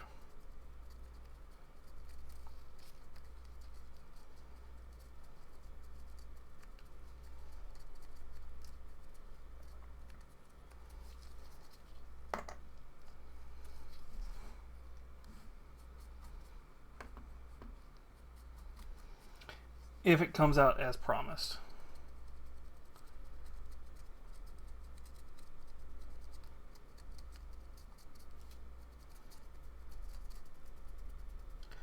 If it comes out at the price as promised and works the way it's supposed to, this chip I'm looking at is going to literally let me play the GameCube in a really interesting way. The trick is going to be getting it to go from... to capture it will be the trick.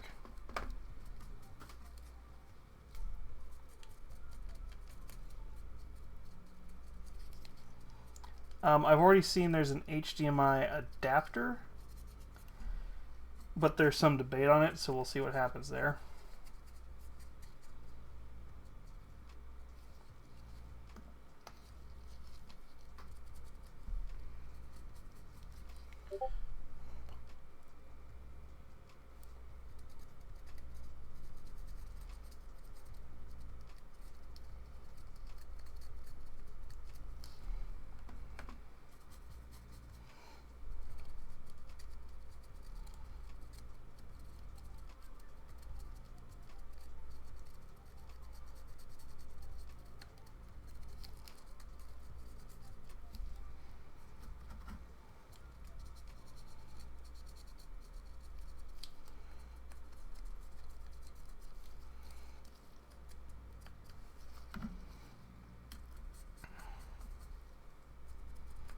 Oh, by the way, Lurka, if you watch that trailer, Moxie's in there.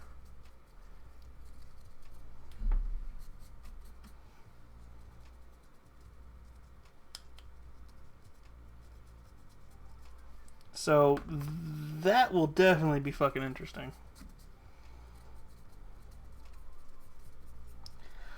Oh my god, who's gonna play Scooter?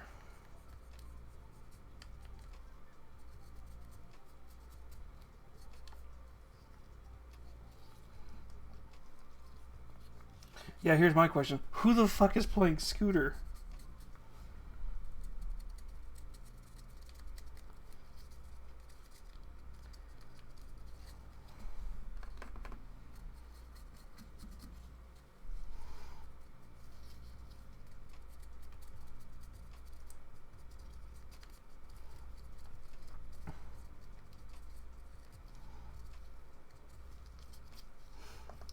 Like you cannot have Borderlands.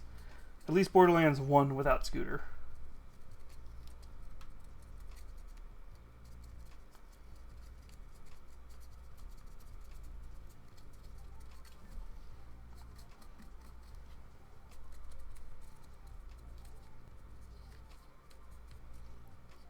I know, that's the problem. I need to go see if there's like an IMDb page yet for it. They at least need to have... If they don't have him like as a physical character, they do need to at least have like a commercial of him going catch a rad.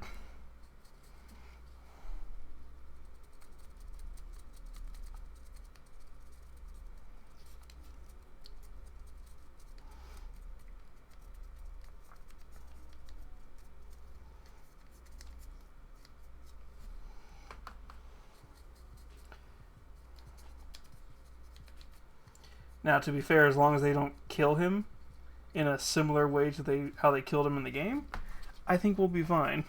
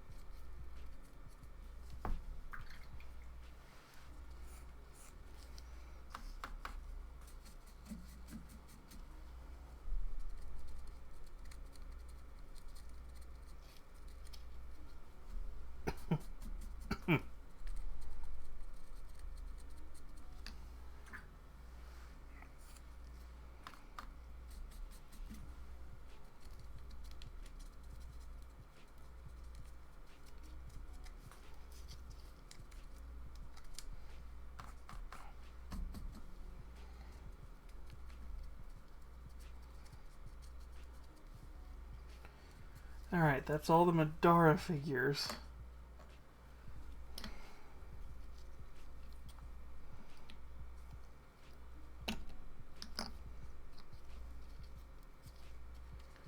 Alright, what time is it? We're at 13. We got time.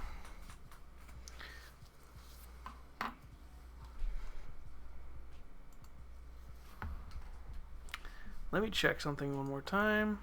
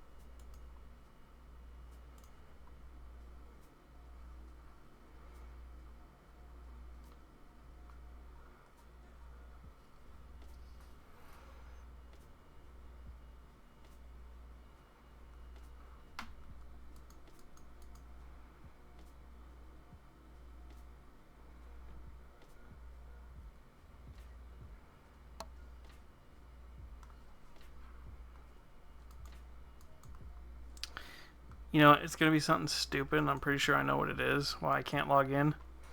It'll be after stream. Alright.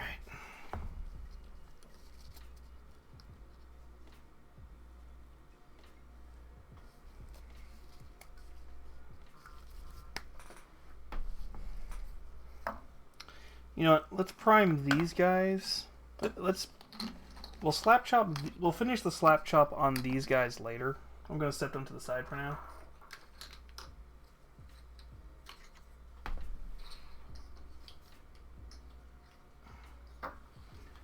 So for the soccer game, we'll set these to the side.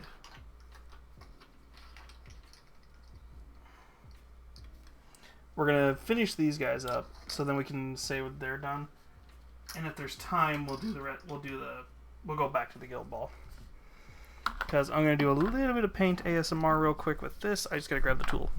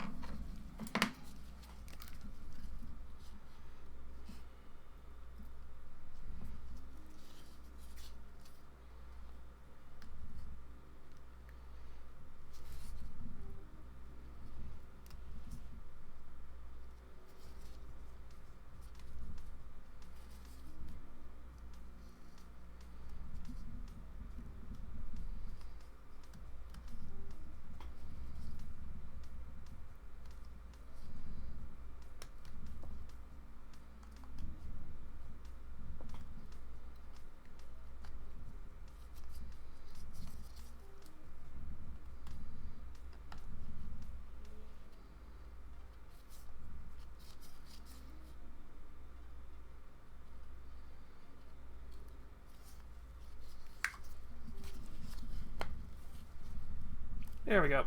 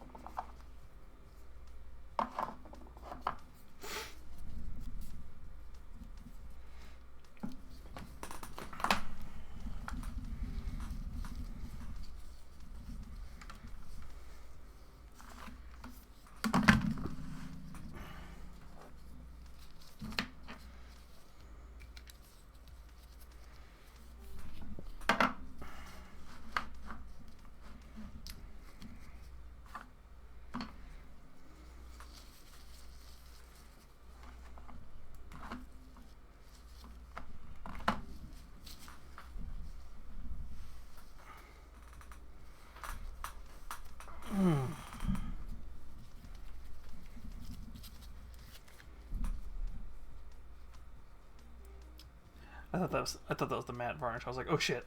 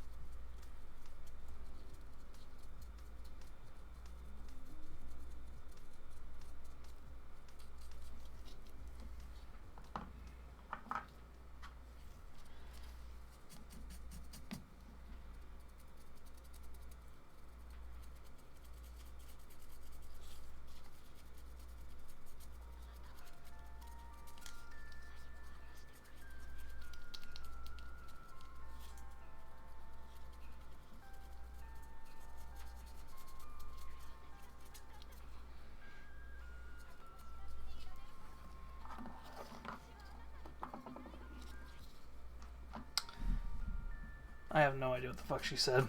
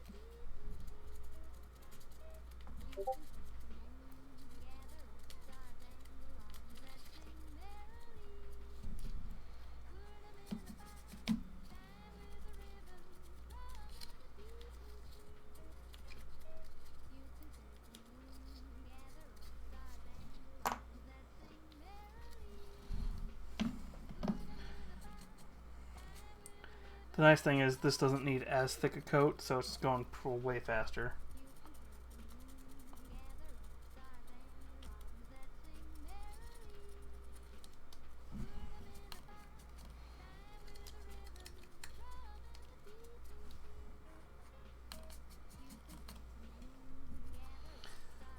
Fucking hell, Navi.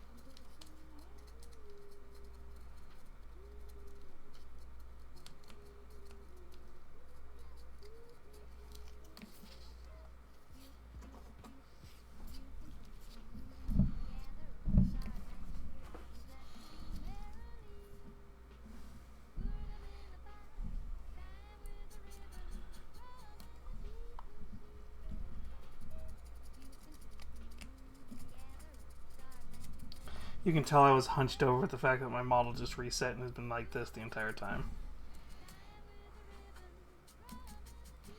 That or my chair's too low. By the way, if you follow me on Twitter, I posted a picture of the chair I'm sitting in.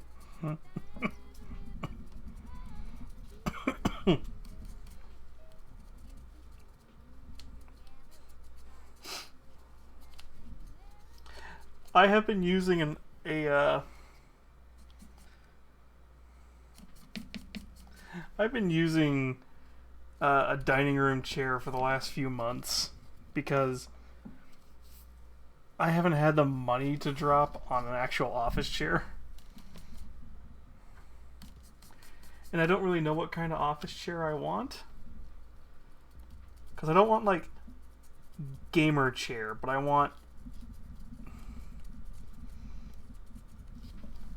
I do want some higher end chair that's going to handle my weight for multiple reasons.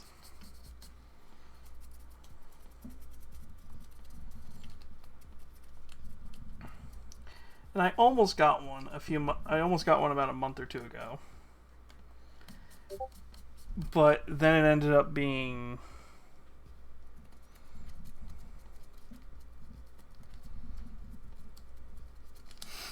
one of those things where I ordered it and then they're like, "Oh yeah, hey, we said it was supposed to be there on this day.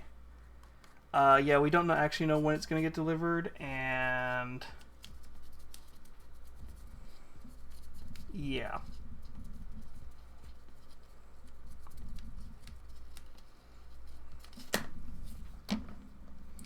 So I said, nah, screw that. I'm not gonna wait 6 months to find out somebody stole my money.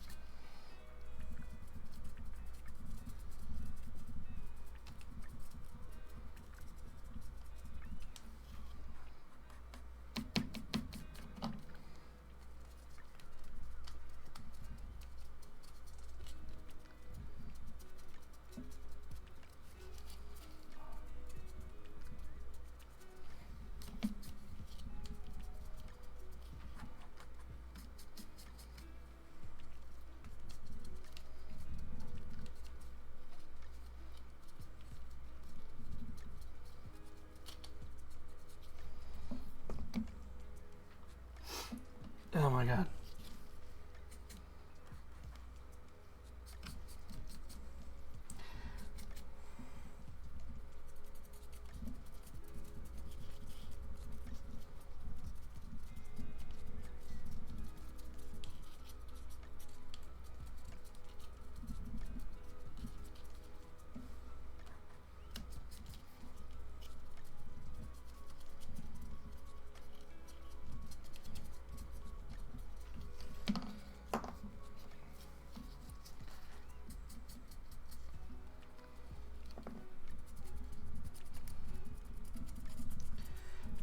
So this is that really boring part where I'm just getting a bunch of models ready. And it will probably still be like weeks before we see all these painted.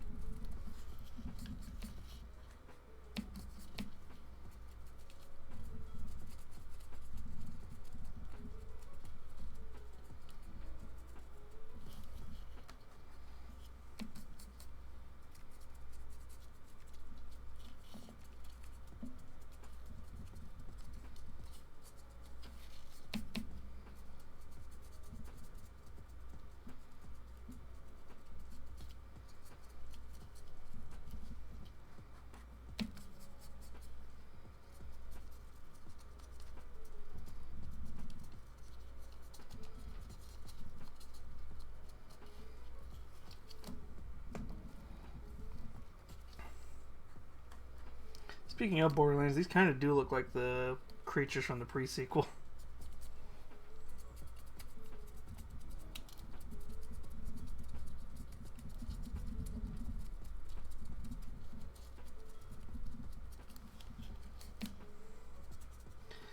Maybe if I run a Bunkers and Badasses game, I'll use these guys.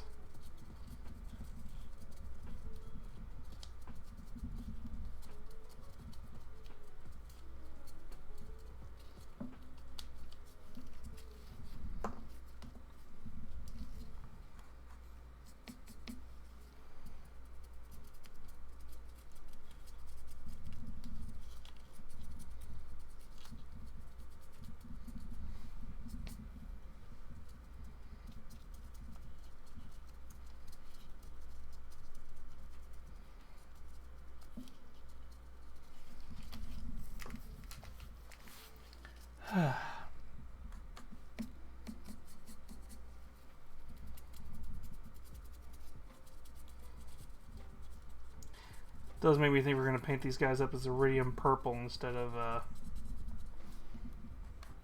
red, like I think they're supposed to be.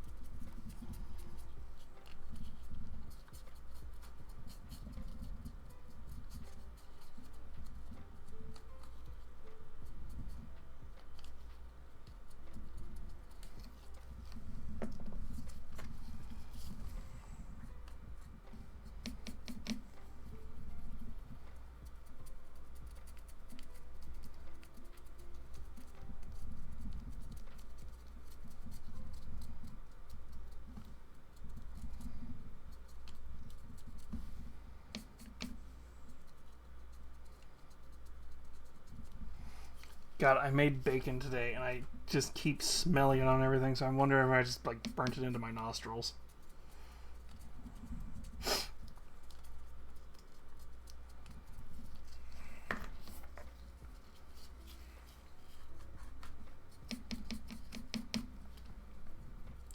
I will say tomorrow morning eggs are going to be delicious because I'm going to use some bacon fat to cook them in. Maybe. I don't know. I might wait till I have a little bit more in the jar before I start using it.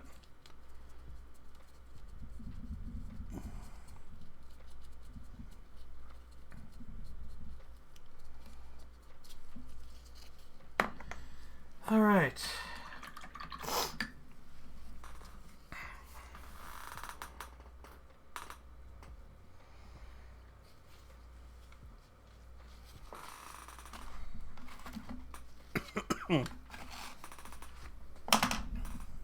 Here's the question. Do we want to go raid somebody now, or do we want to watch some ghost videos for a little bit? Although we did watch ghost videos yesterday, so I don't know.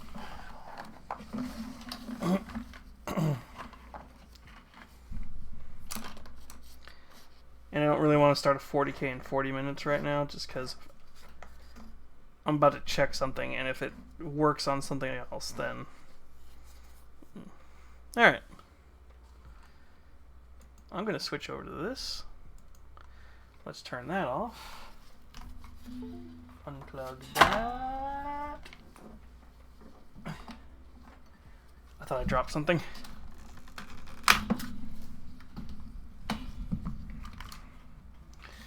Okay.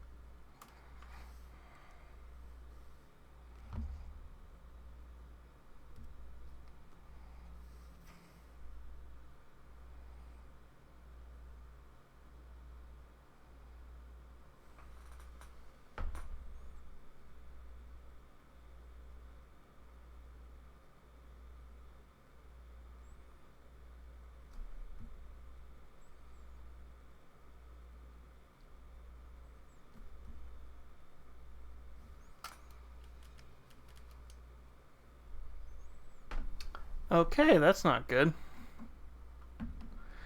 So my backup thing I was checking.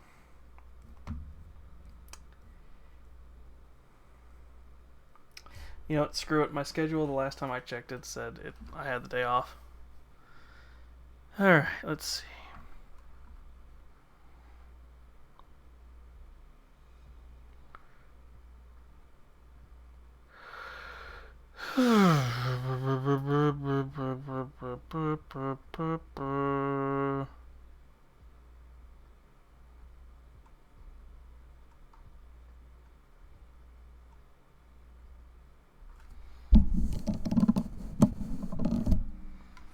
There is really nothing to fucking watch.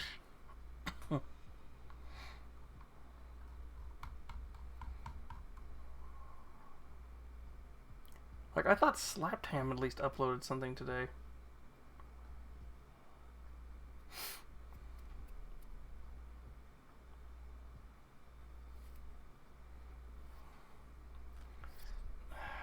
Alright.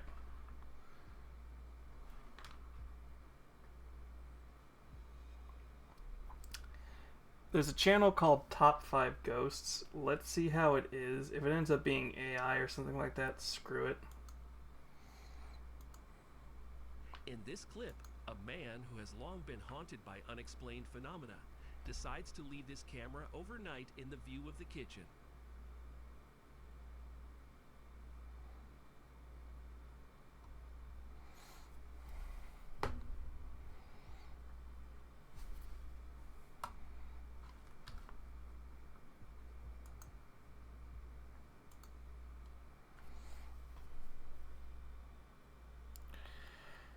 It sounds like it might be a ghost. It might be an AI voice for this video, so we'll see.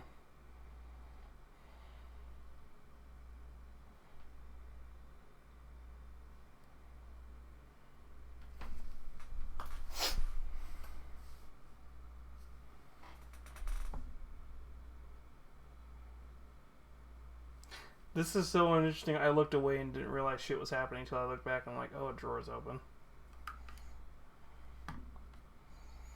Because it's clearly...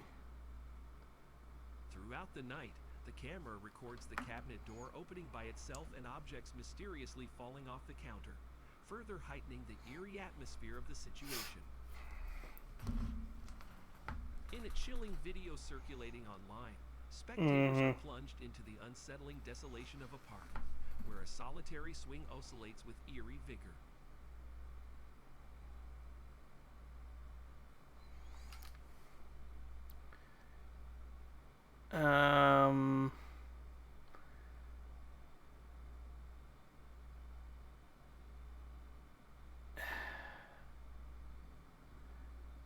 It looks like somebody's got a dummy or something and they're pushing it. What heightens the unease is the conspicuous lack of any discernible occupants. The swing swings with a frantic force, seemingly driven by an invisible power. A recently deserted sauna hotel became the focus of exploration for Chinese paranormal investigator Oh, George joy. Sanalong, and the resulting investigation proved to be a thrilling journey into the supernatural.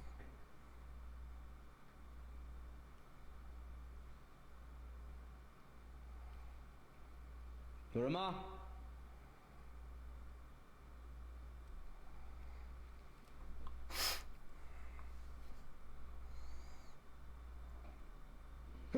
我操！我操，谁咳嗽啊？谁呀？哎，你们听着没？咳嗽一声。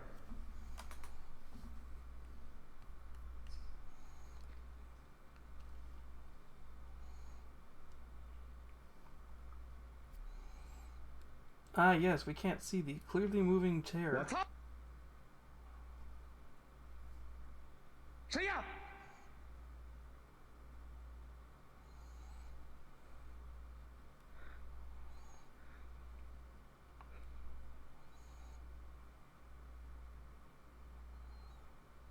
Now we need a spooky ghost girl.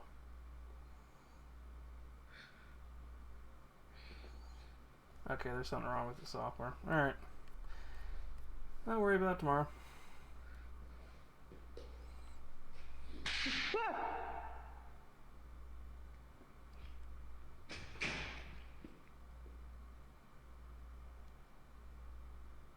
As he begins investigating, strange noise was heard and right after that the rocking chair begins to move, leaving him cautious.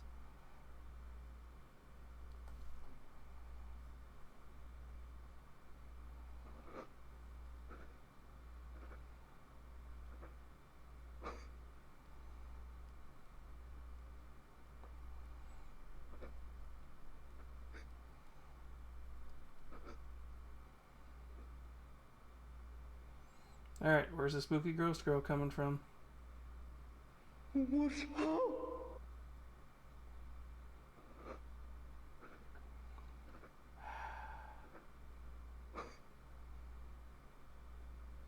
Once again, fishing line taut.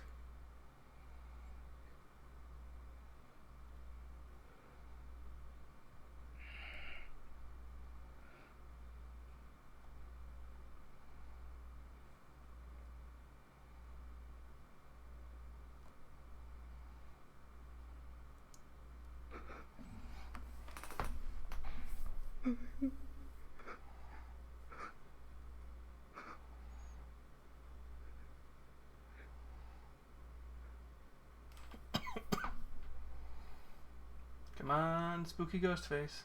啥事儿？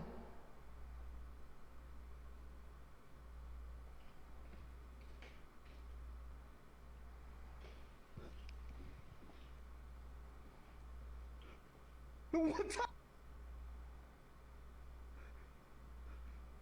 啊！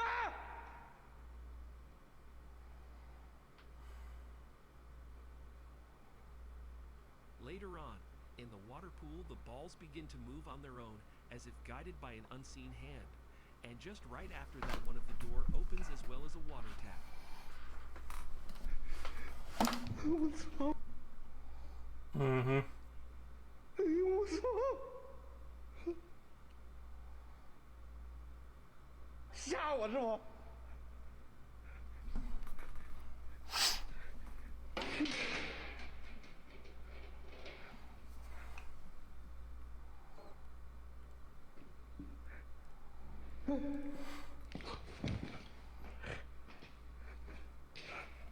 谁？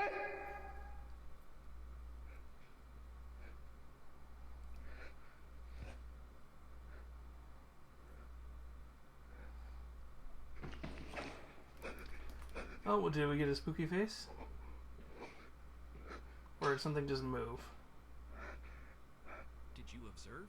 In the same pool, something surfaced momentarily before submerging Did he back just into the try and do a nukes where he says, "Did you observe?" 滚出来！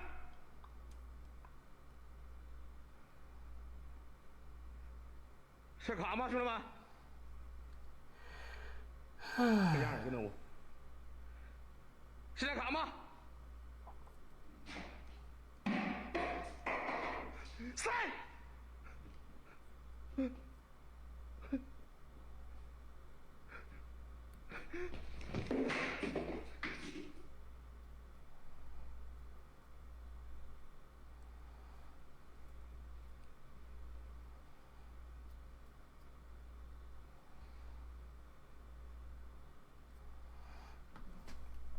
谁给你的？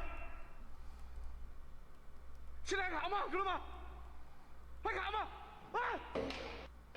啊！ Ghost is like, "Get the fuck out of here!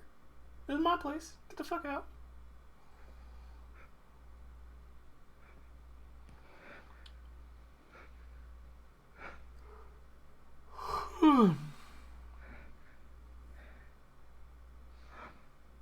这里边有声。你出来，我今儿我整死你！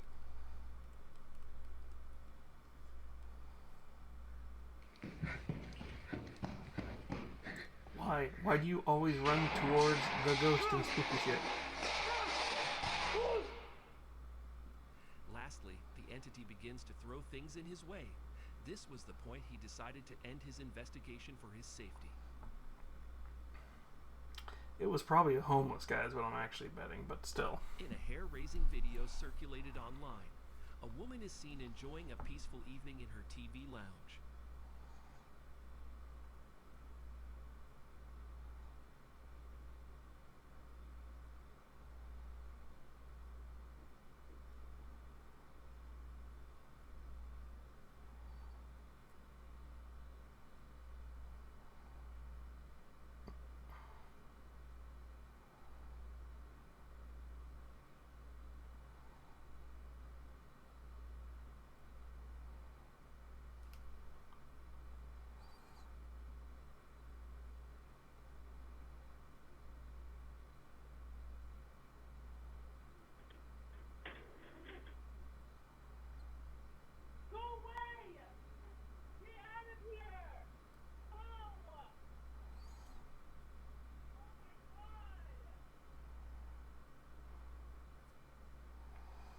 See, I feel like somebody is like on the other side of that one of these walls just fucking with her.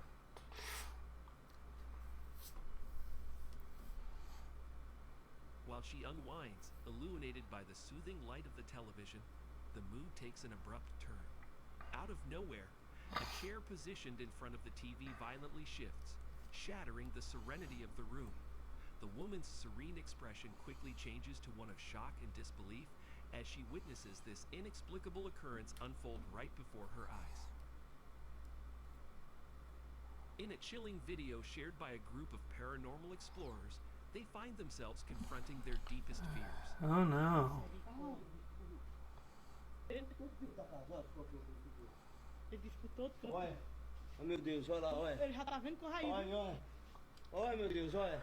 Clareza. Olha. Misericórdia, tá aí, Drake, tá aí, ó. Aí, Drake, tu não tá vendo, não é? Tu não tá vendo, não é? Aí, Drake. Olha, meu Deus, olha. Vem mostrar aqui. Olha, olha, meu Senhor Jesus. Sai, rapaz. Sai, olha. Misericórdia.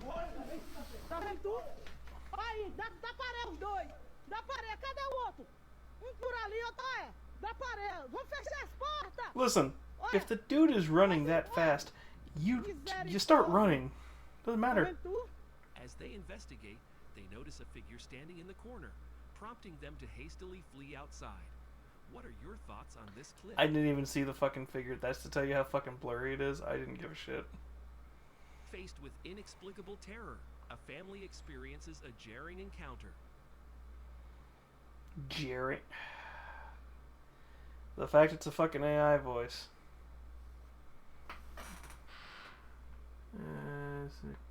I don't see anything.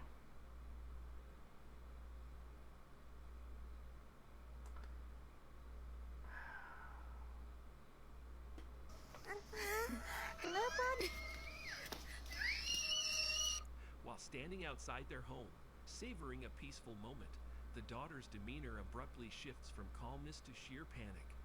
With fear gripping her voice, she urgently alerts her mother to a horrifying sight she believes she sees. Without hesitation, they bolt from the lawn, racing back to the safety of their home. In a disturbing video I shared didn't see online, shit. a worried mother wrestles with the unsettling truth of her daughter's eerie experience. Feeling a creeping sense of unease, she listens attentively as her daughter recounts a chilling encounter with a sinister presence lurking in the shadows of her closet. That's a person. There's a person? Yeah. Can you show me where the person is?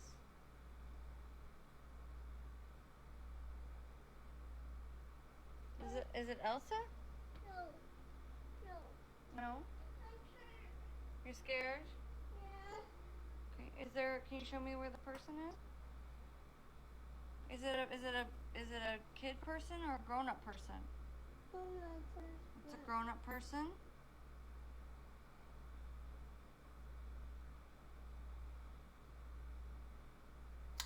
The fact that the audio's cutting out means it's probably copyright thing too. Your closet. Say, go away, person. Despite the mother's thorough investigation, she finds nothing out of the ordinary in the dimly lit space. However, her daughter's persistent assertions leave an unsettling chill lingering in the air, suggesting the presence of a malevolent entity concealed from sight. What spectral being haunts the depths of the closet, and what sinister intentions does it hold? Franco TV Yes, sets out Rajanka, a what did you hair-raising journey send? into the depths of a cryptic mausoleum. With cameras rolling and nerves taut, the exploration team ventures into the unsettling.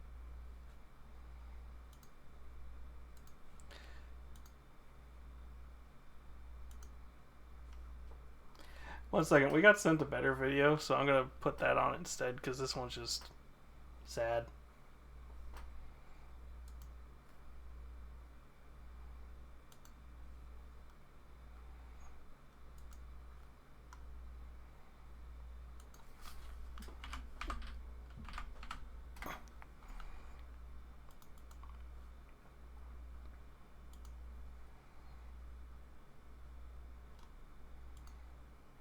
Life if you sink deep enough.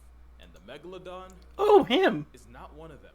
You'll often hear this thing about how the prehistoric apex predator never got discontinued. It's just chilling a step above hell in the abyss. This is cap for three good reasons. One, there just isn't enough food to sustain a 60-foot you to the natural order. Two, if nature did keep the same jumbo jaws that peaked in the Pliocene, we at least would have seen a body by now. And number three, why do y'all want this to be alive so bad? I promise you there's way worse things down there. Like, I would evacuate my bowels if I ever saw a giga great white shark. But put me in front of a T-posing squid and I'm shooting more bricks than the entire city of Newark. The big fin squid is easily one of the most disturbing things alive as I'm saying this. Yeah. It's a T-posing predator with arms estimated to max out at just under 30 feet. Scientists believe the big fin catches bodies by dragging those arms, which can be easily 20 times its own body length, along the ocean floor like trawling nets and feeding on whatever poor soul accidentally bumps into them. You're gonna hear me say believe or we think a lot, and that's because we don't know a whole lot about them. Almost every sighting and virtually every specimen studied were either juveniles or paralarvae. We have no way of knowing exactly what their final form could look like. For all we know, this could be Junior, and we just haven't seen Mama Big Fin yet. Who would have thought that just putting elbows on a squid would instantly turn it into the spawn of Satan? Oh, and if you thought the Big Fin was just this slow, passive floating predator, then you're seriously underestimating the ocean's ability to massacre your mental health. And if you're curious, this video was taken about 7,000 feet down in the Gulf of Mexico. But considering they're believed to be the deepest living squids at about 20,000 feet, I have a theory.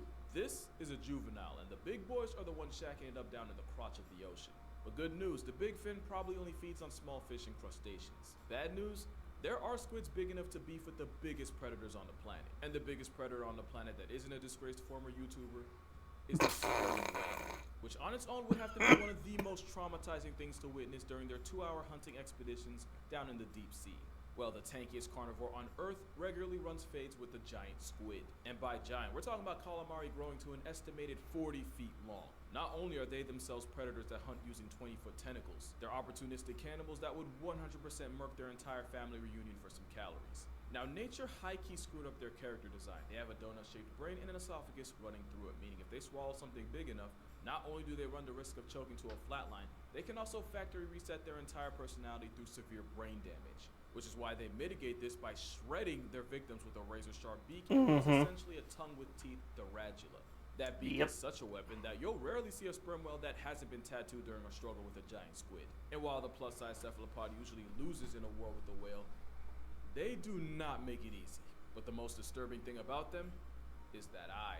Giant squids have the most physically imposing eye in nature, with it being roughly the size of a soccer ball. Contrary to popular belief, huge eyes don't exactly help it see further, but it does mean they're terrifyingly good at noticing objects giving off their own light, which is a lifesaver since when their biggest optosperm whale is on the hunt, modern-day Leviathan disturbs glowing creatures like jellyfish and crustaceans who flash in response.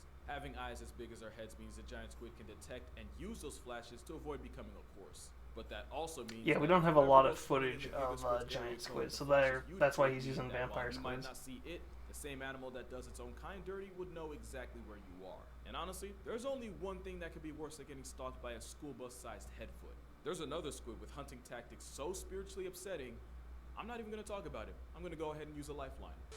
The Humboldt squid, also known as the red devil. I'm Lindsay, by the way. Hi. Humboldt squid are found in the eastern Pacific Ocean, typically between 600 to 2,300 feet below the surface of the ocean. And their nickname comes from the way they use their pigment cells called chromatophores to communicate. You're probably familiar with chromatophores through videos of different cephalopods using them to change color, blending into their surroundings, and even dreaming. And Humboldt squid notably use them to turn bright red when they're aggravated, hence the nickname Red Devil. It's very on brand. They're also extremely predatory and have been known to act aggressively towards scuba divers on rare occasion, which becomes a bit more terrifying when I tell you that they can get to 8 feet long and 100 pounds. Now you might be thinking, Lindsay, that is not that big. What about the giant squid and the colossal squid? That can both get to like 40 They covered that. Well, I haven't told you the best part yet. The Humboldt squid is known to live and hunt in groups of up to 10, no, up to 100, no, 1,000, yes, in groups of over 1,000. 1,000 squid. That's about 990 too many if you ask me. While hunting in these groups, they use their chromatophores to communicate with each other, coordinating movements and attacks, allowing them to take down larger prey, dragging them into the depths until they go unconscious. Scientists have identified some of these communication patterns, as you can see in this little chart, but still don't know exactly what any of them mean. But regardless, that sounds like one of the worst ways to be unalived in the ocean. Oh wait, this isn't a TikTok collaboration. That sounds like one of the worst ways to die in the ocean. So as you can see, whether it's being confronted by a Humboldt block party or squaring up with a live-action kraken, there are many aspects of the deep sea that end up with you putting your therapist up a tax bracket. And a lot of that's because of this cute little thing known as deep sea gigantism. The idea that the cold temperature, the dissolved oxygen, and the lack of pressure from predators allow some animals to escalate to the biggest and most terrifying versions of themselves. Exhibit A, the Japanese spider crab, which can measure 12 feet across from claw to claw and weigh as much as a human toddler. Only thing worse than a giant spider crab is a giant crab spider. This is an Antarctic sea spider, a dinner plate-sized demon spawn that hunts by sucking the life out of its prey through its proboscis. Now technically, they're not actual spiders, but also I imagine most people watching technically don't give a especially since this one looks and identifies as a face hugger. Then there's a giant isopod, which is essentially an aquatic cockroach big enough to be cradled like a baby. No clue why you would though. And if you're looking for a truly supersized animal crossing, the oarfish should be on your list. The giant oarfish can grow to well over 30 feet long, and there have even been claims of those in the neighborhood of 50 feet. Proof that back in the day when we had stories about sea monsters, they weren't lying, they just didn't have all the names yet. Also, if you caught that pun earlier, we're friends now. But with deep sea gigantism and the I endless should play expanse Animal of Crossing ocean on acting this as a game. canvas for Shaitan to practice his art, if you dive deep enough, there be monsters. For example, this This isn't an animal. It's a group of animals joined together in something like a hive mind. So we're not talking about it. We're talking about them. And siphonophores like this come in many forms. Like the Portuguese man of war armed with venom to ensure that the excruciating experience of meeting one is permanently etched into your brain. And there's a Priodubia, a giant siphonophore that can flex a total length of up to 160 feet. And even though it's a collective group of tiny animals, its length could humble a blue whale, making it technically the longest creature on the planet, or at best a modest second, since the bootlace ribbon worm has been reported to reach 180 feet in length. And it's toxic because the ocean, and of course it is, with nasty smelling mucus potent enough to life deprive the crabs it likes to eat. Like I said, whether it's Lucifer's tapeworm or a flying spaghetti creature, there be monsters. And it gets so much worse than a giant worm, because as terrifying as a deep sea is, it's also nasty. And there might not be anything more repulsive than the hagfish. This Lugi linguini feeds on the rotting corpses and carcasses that sink down into stone. Yep, it's one of the Since they reasons don't why have any actual teeth, the graveyard guppy feeds by sliding into an opening and eating fuck, the I forget what they're decomposing called. body A whale from something. the inside out. And you would think that something that eats like a casket wouldn't have to worry about getting put on a plate itself. Again, you're giving the ocean too much credit. As self-defense, the hagfish will sweat buckets of slime, a phlegm jacket that's thick enough to clog the gills of anything hungry enough to F around and unlucky enough to find out. To the point where this is the end game of a truck transporting hagfish on the highway, crashing. Now, you've definitely seen this picture before, but have you ever stopped and asked yourself what they were doing there in the first place? You remember how I said nothing that eats like a hagfish should ever have to worry about getting eaten? Well, simple. For these hagfish, their final destination were dinner plates in Asian countries such as South Korea, where they're considered a delicacy. Now, I'm not one to judge other cultures, but we seem to have a habit of constantly trying to eat all the things nature went out of its way to tell us not to. But one thing you won't see as a main course is something ironically named after a fruit. The sea cucumber is like the hagfish in that its meal prep consists of all the things we normally flush, burn, or bury. All the soul evacuated bodies that sink down to the ocean floor instantly get put on the cucumber's grocery list. It's a literal bottom feeder, and I mean that since they'll also make a meal out of feces. But like with vultures, if Thanos had beef with sea cucumbers, the world would become an infinitely more disgusting place. That's not the only way sea cucumbers contribute to society. They're also often used as a protective bunker for fish, and well, let's just say they break in through the back door. Oh yeah, it's a violation. Well, because there of the is no highest front door. natural order. It gets worse when a crawfish decides to have a playdate right next to its prostate. I don't even know if they have a prostate, but you get what I mean. And if that makes you uncomfortable, here's an ad to give you time to mentally prepare for what's next. This adorable little guy is known as a basket star. It's a type of brittle star and an echinoderm, which actually makes it a close cousin of the sea cucumber. If you ever learned about fractals and geometry, then that's why the repeating pattern of branching arms might look familiar. It's also why the US is really wasting $20 billion a year looking into space, because the real ET is happening right here. Because of the unsightly way basket stars get from A to B, they've also earned the nickname sea snakes. I feel itchy all of a sudden. However, even though it looks like something Lucifer would use to pleasure himself, they eat mostly zooplankton and are pretty much harmless for the most part. And honestly, that pretty much describes 80% of the nonsense in the deep sea, only really harmful to your peace of mind. Like take the frilled shark. Having been around for 80-something million years, not only is the frilled shark a living fossil, it's likely nature's rough draft beta version of sharks today. Also, don't let this video fool you. They can grow to a respectable 6 feet long. Also, they can be pregnant for 3.5 years, which honestly makes about as much sense as everything else down there. And in terms of your mental health, the frilled shark is pretty harmless until you look them in the mouth. The devil's fleshlight has hundreds of like teeth to ensure that anything that gets caught in there doesn't get a second chance to pursue happiness. And for a shark that's been around long enough to have attended Saturn's wedding, I don't know why, but every picture of them looks like they're struggling with their own existence. Like I said though, they're not a threat to humans. But like I also said, therapy ain't cheap, so if you don't want to end up on a couch, don't look a frilled shark in the mouth. But yeah, you'd be surprised at just how many types of sharks you'll find in the same neighborhood SpongeBob got stranded in that one time. You have 20-foot sleeper sharks that are somehow able to use stealth to just spawn and inhale sustenance like a water Kirby. Speaking of sleepers, in 2015, a Pacific sleeper was recorded in the Solomons Island. Why is that important? Well, its home address was right under an active volcano, proving that if any animal had plot armor, it'd be sharks. Then you have the ghost shark, which, okay, yep, you got me, isn't an actual shark, it's a close cousin known as a chimera. The ghost part though, that's on brand. They kind of remind me of the dry bones fish from Mario. The ghost Nara shark doesn't even have the teeth you'd expect it to have, but instead they have plates that they use to grind up food. But since nature's constantly overcompensating, chimeras do have venomous spines that are harmful to more than just your mental well-being. But by far the weirdest thing about them, chimeras have a tenaculum on their forehead. A tenaculum is a reproductive organ, meaning this fish has a... yeah, on his forehead. And That aside, this fish fresh out of Tim Burton's Wet Dream is actually pretty cool looking. And I'm just gonna say it. I think they're cute, and I'm perfectly fine with It is standing on cute, the actually. water. However, I don't think you'll find a It's single derpy soul looking, on but this it's cute. Shark's Hill.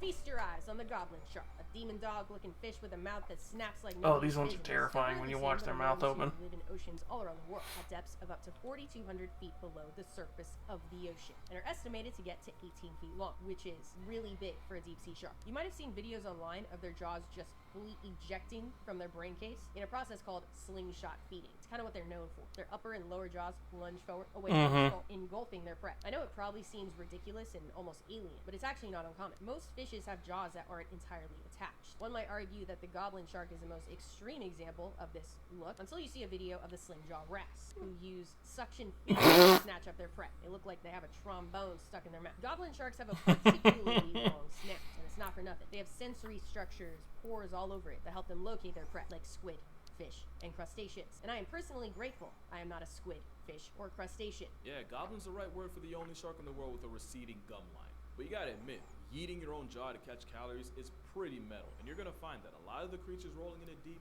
have evolved some of the most creative ways of bagging groceries. Probably the most popular is the fish that nearly turned Nemo into an orphan. The anglerfish has two defining personality traits, and one of them is that fishing lure hanging right in front of those life-canceling jaws. That light actually comes from bioluminescent bacteria shacking up inside a modified fin.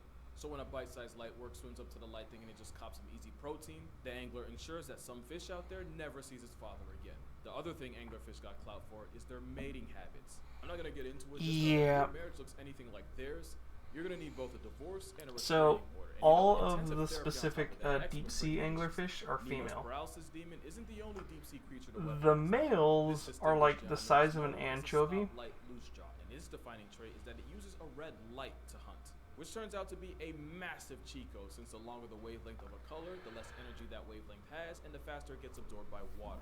And since the color red has the longest wavelength out of all So, of them, it's the first one the to males go. are little This is why red light can't reach anchovies. the deep sea, and the animals living They, in the deep sea red actually appear black, which makes it easier They for them to fuse hide themselves to the But female, with a is the stoplight best way I using can red describe it. as a searchlight, it's pretty much cracked Yep. this version of hide and seek. Not to mention, since most of the life down there can't even see red, it's able to catch bodies while also not giving up its location to predators or the prey it packs up.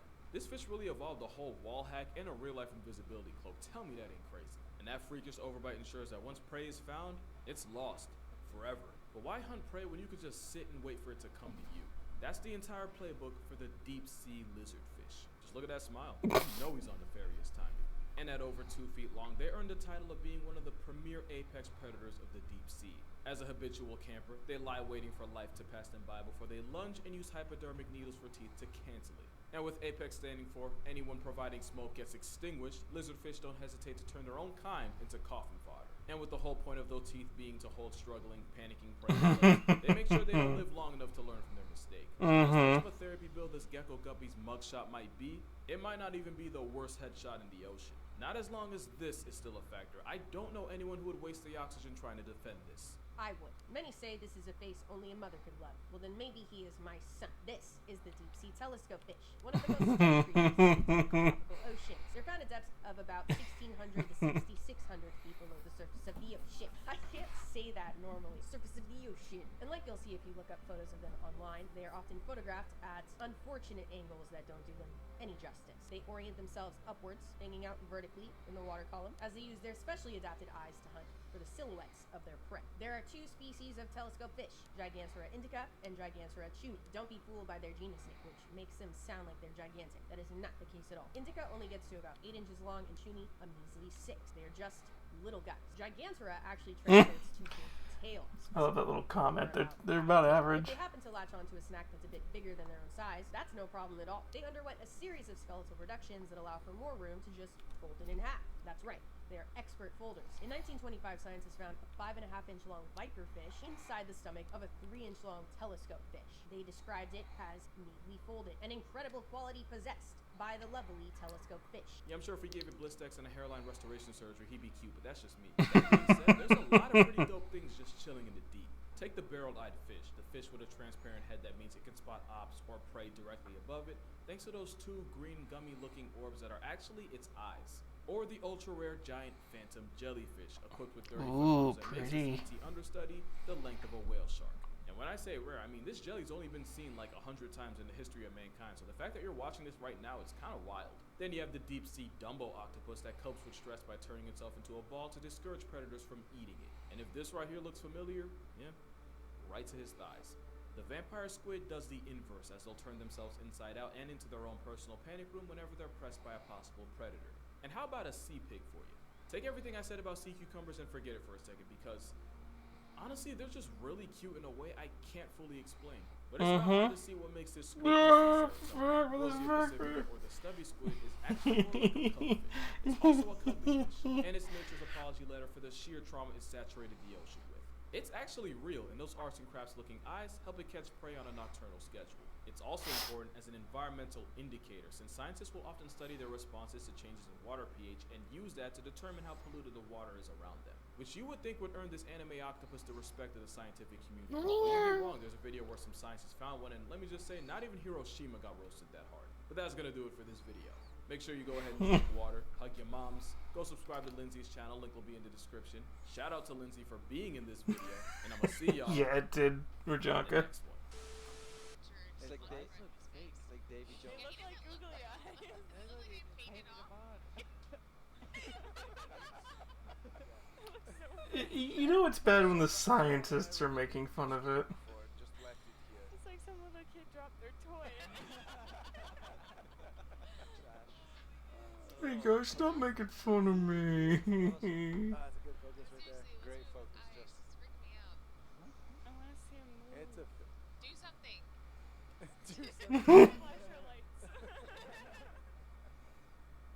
I think if I remember the full video, it does move eventually. Alright.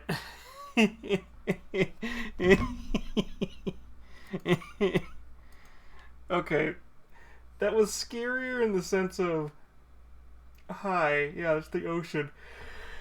Like I've established, I'm not afraid of anything in the ocean. I just know there's like shit where it's just like, yep, okay. We ended up down there.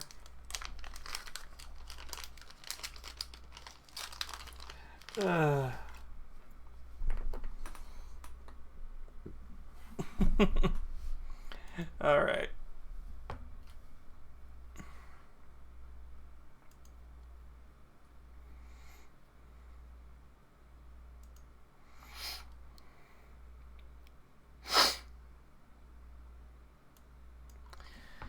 Alright, who is on our menu today?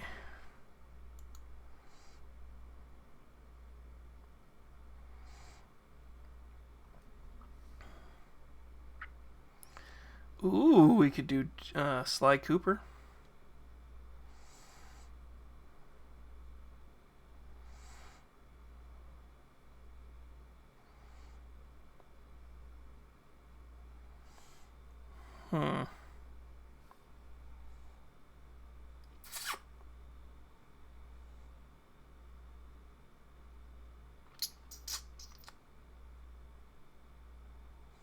Didn't we do her last week?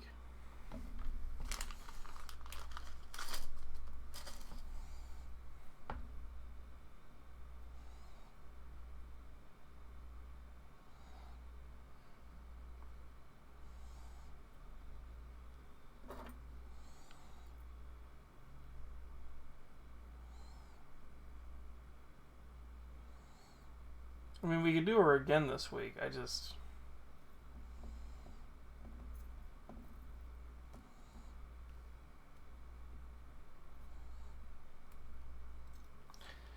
Let's see here. We've got Sly Cooper and the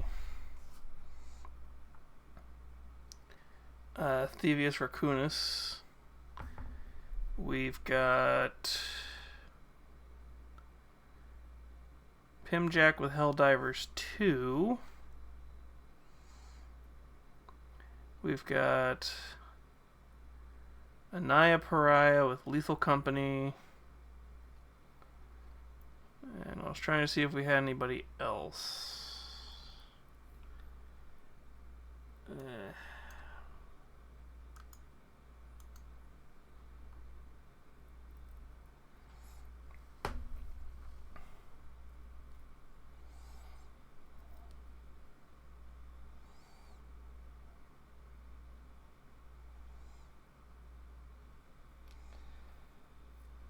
Yeah, let's do Nocturna.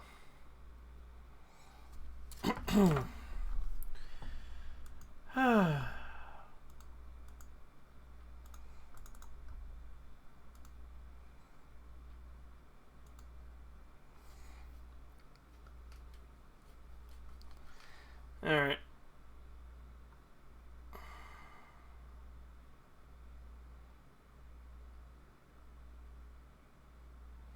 Yeah, let's do her tonight. We'll do Jet Set Gaming later. Alright. Tomorrow night is either gonna be the Splatoon 3 DLC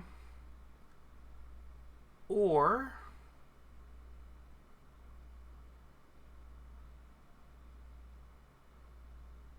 yep, sorry about that, Rajanka.